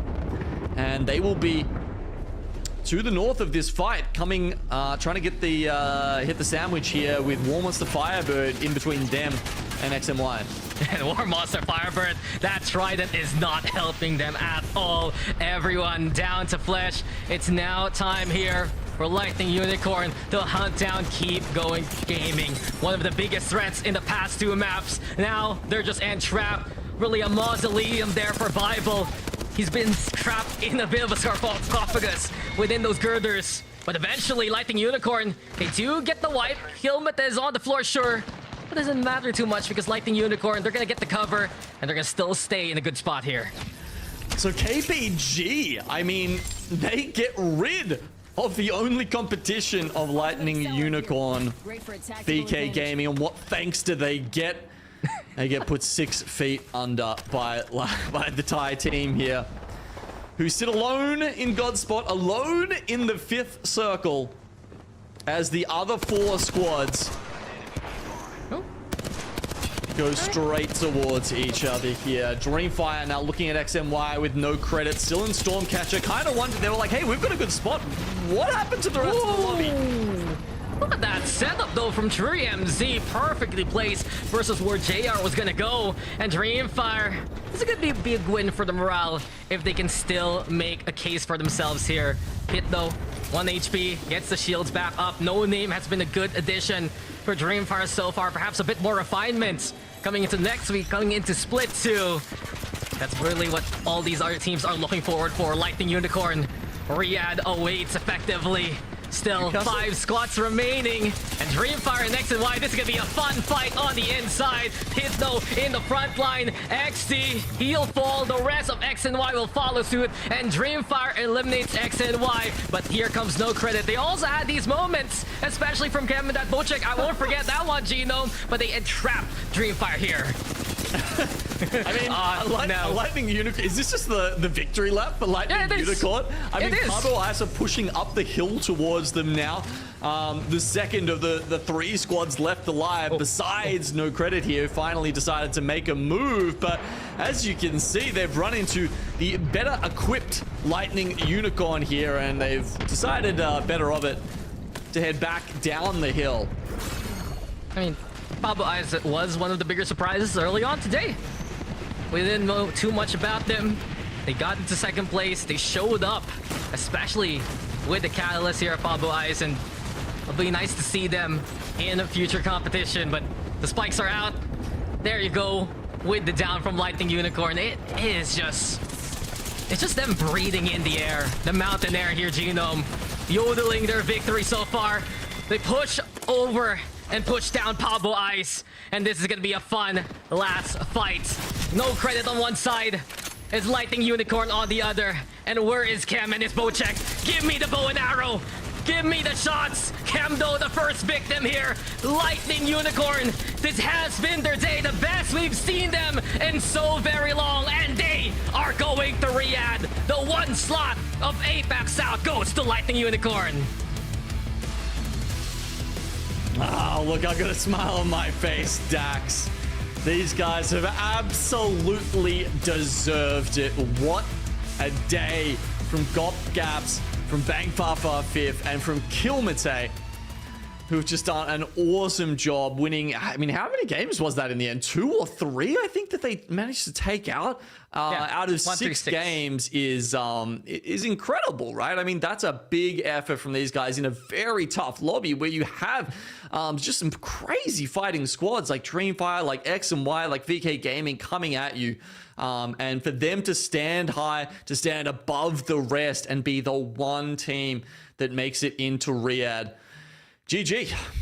This has been the best day and the best games from Lightning Unicorn. And even if we were in match point, Genome, they would have won it. They had 3 wins. They got that last game. No doubts that they deserve that slot going into the Esports World Cup Apex main event. And first place, 12 kills, seals it all. Efforts from Dreamfire, 8 kills.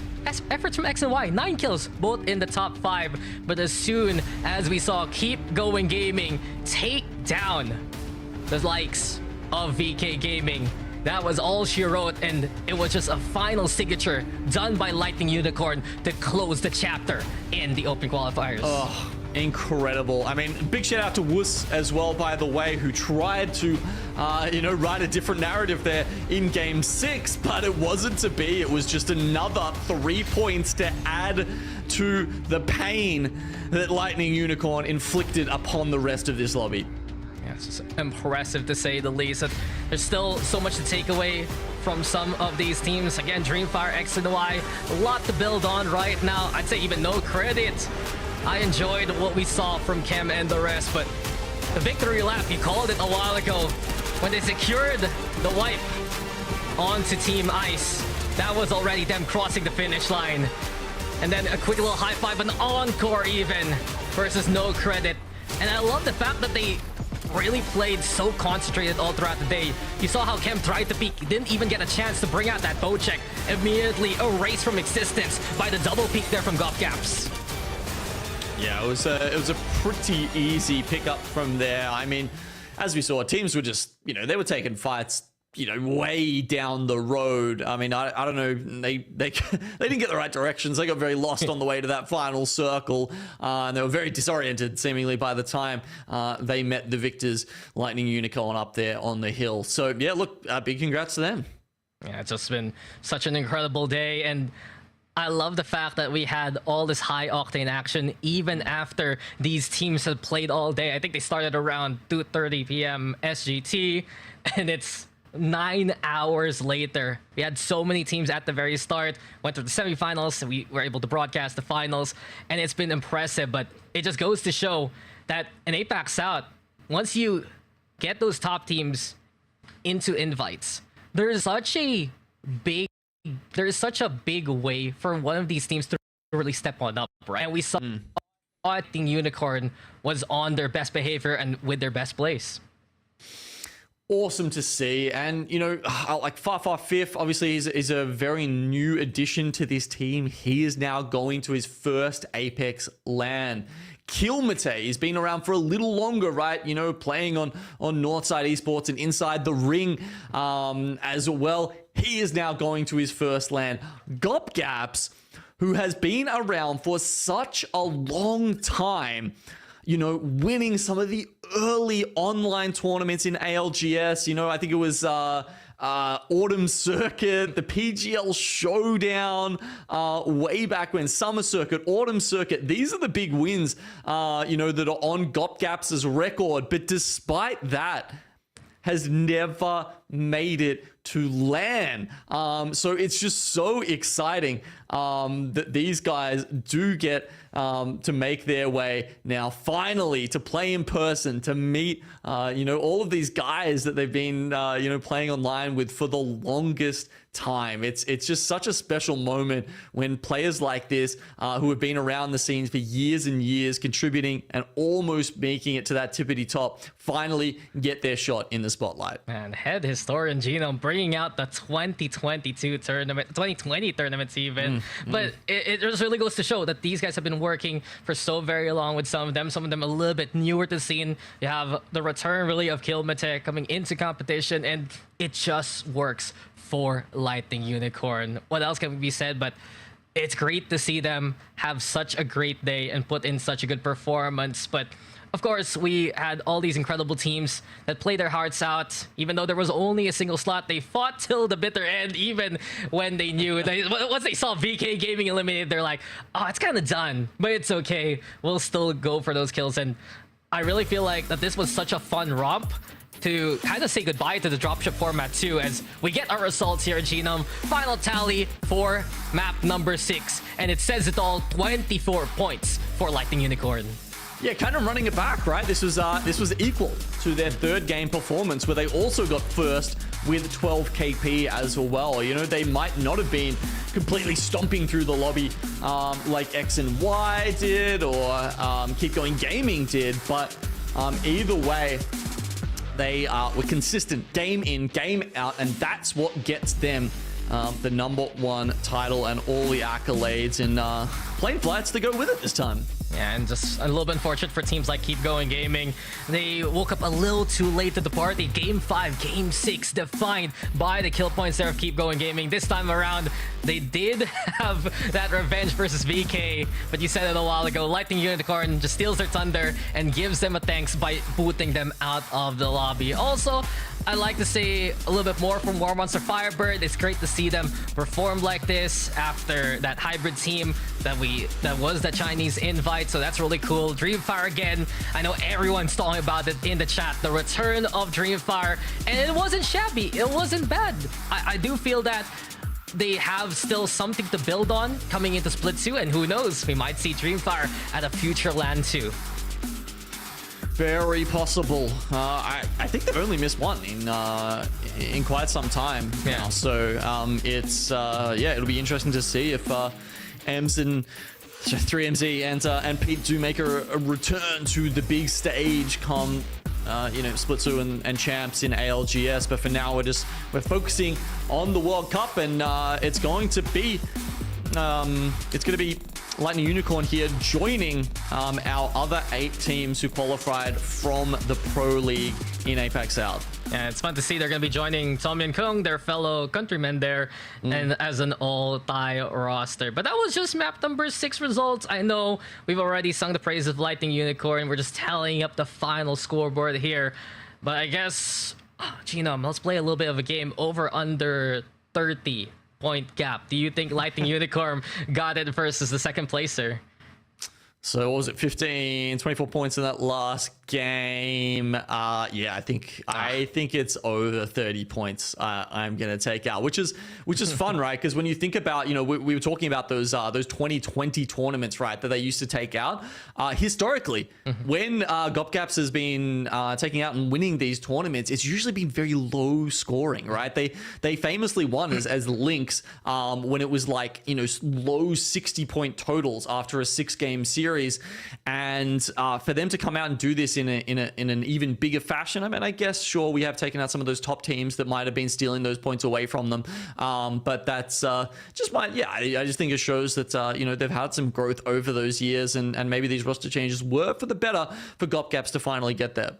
And not only that, just seeing them be this dominant paves the way for a potential success coming into Split 2. Of course, the Esports World Cup is something that they're obviously looking at right now, salivating with the incredible prize pool that is up for grabs. That's 2 million for Apex alone, and 60 million all across.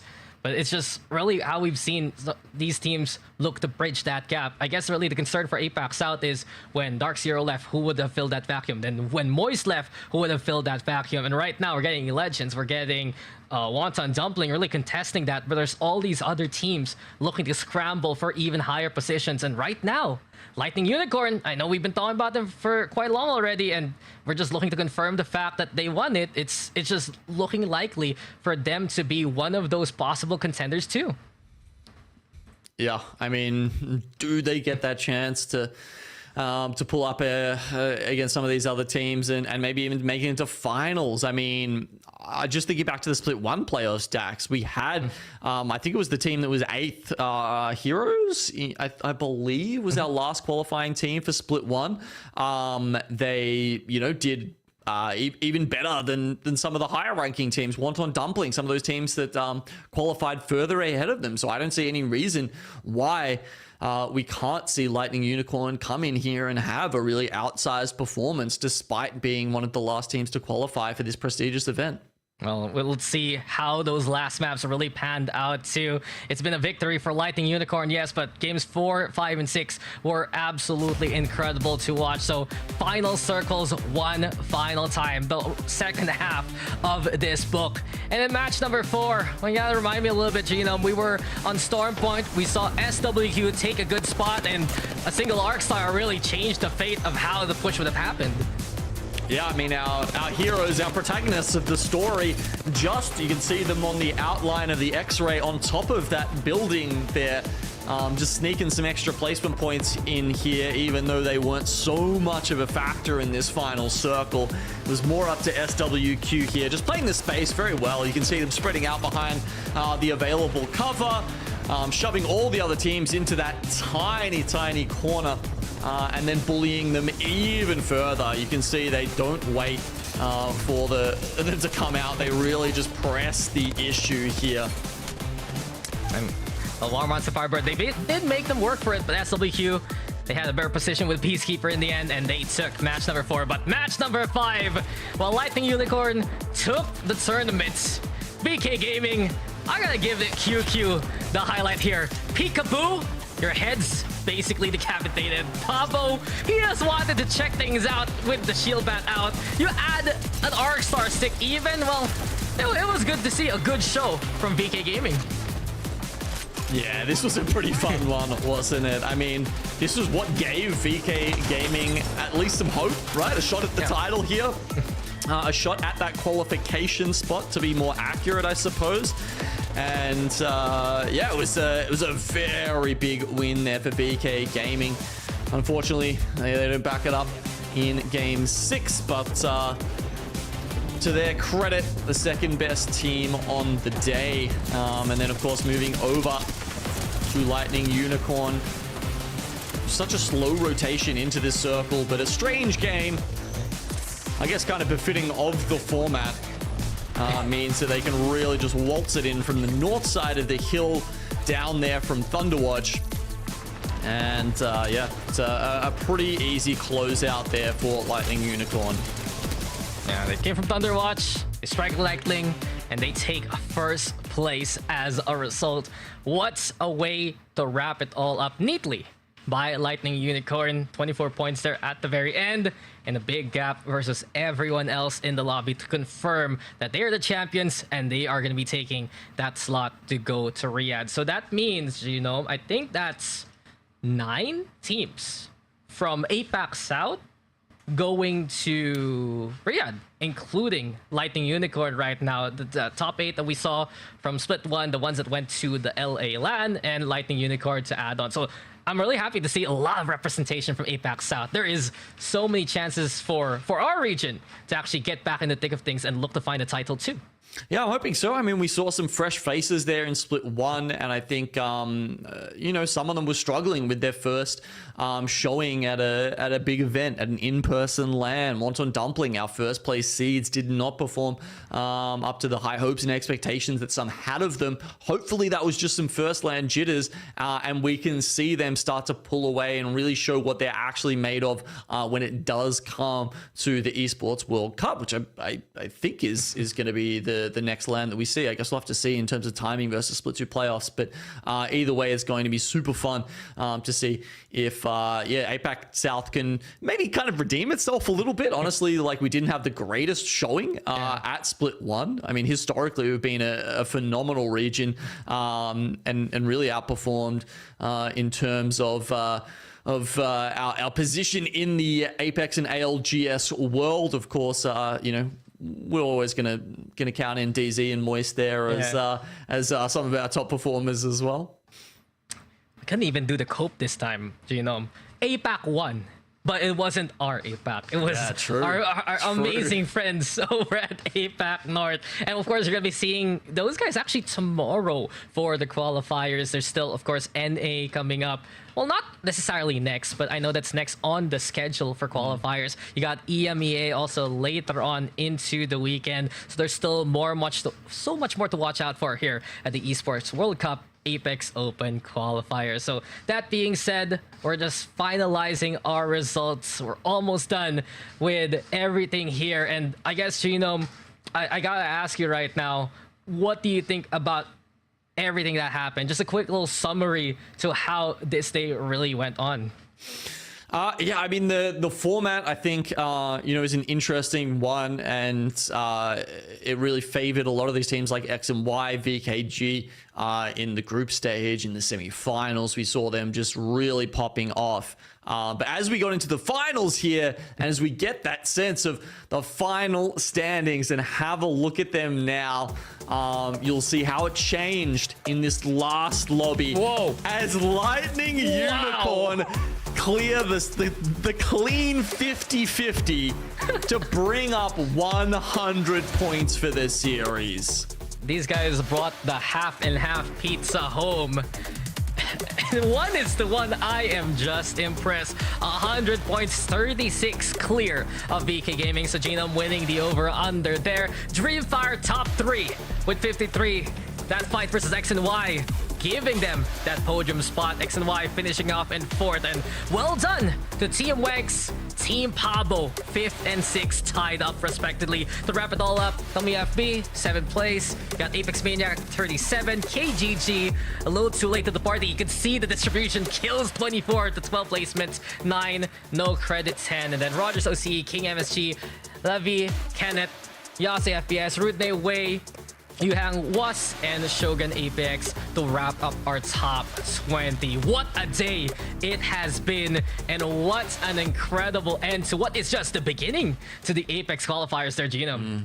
Yeah, it gets a lot bigger than this, guys. It's been an exciting day, but you got to remember the Esports World Cup is so much bigger than that. It's so much more than this. And, you know, once we finally get there and get to Riyadh with all of these teams, it's going to be so exciting to see the best 40 teams in the world play some awesome Apex Legends esports. Yeah, and it has been an awesome time here, and I think it's time for us to call it a night. But before anything else, you can see it there, the road to Riyadh, it just has begun. There's still more to come, and the NA qualifiers will be up next, and I hope my math checks out. It's around less than 6 hours from now. So tune on in. We all know NA is an incredible region to watch out for. You got incredible talent there, also casting that action. But from us on APAC South, it is getting very, very late, and we are gonna call it a night. Thank you everyone who tuned on in to the Esports World Cup APAC South Apex Qualifiers. I've been Dax here with Genome, and we'll see you guys next time.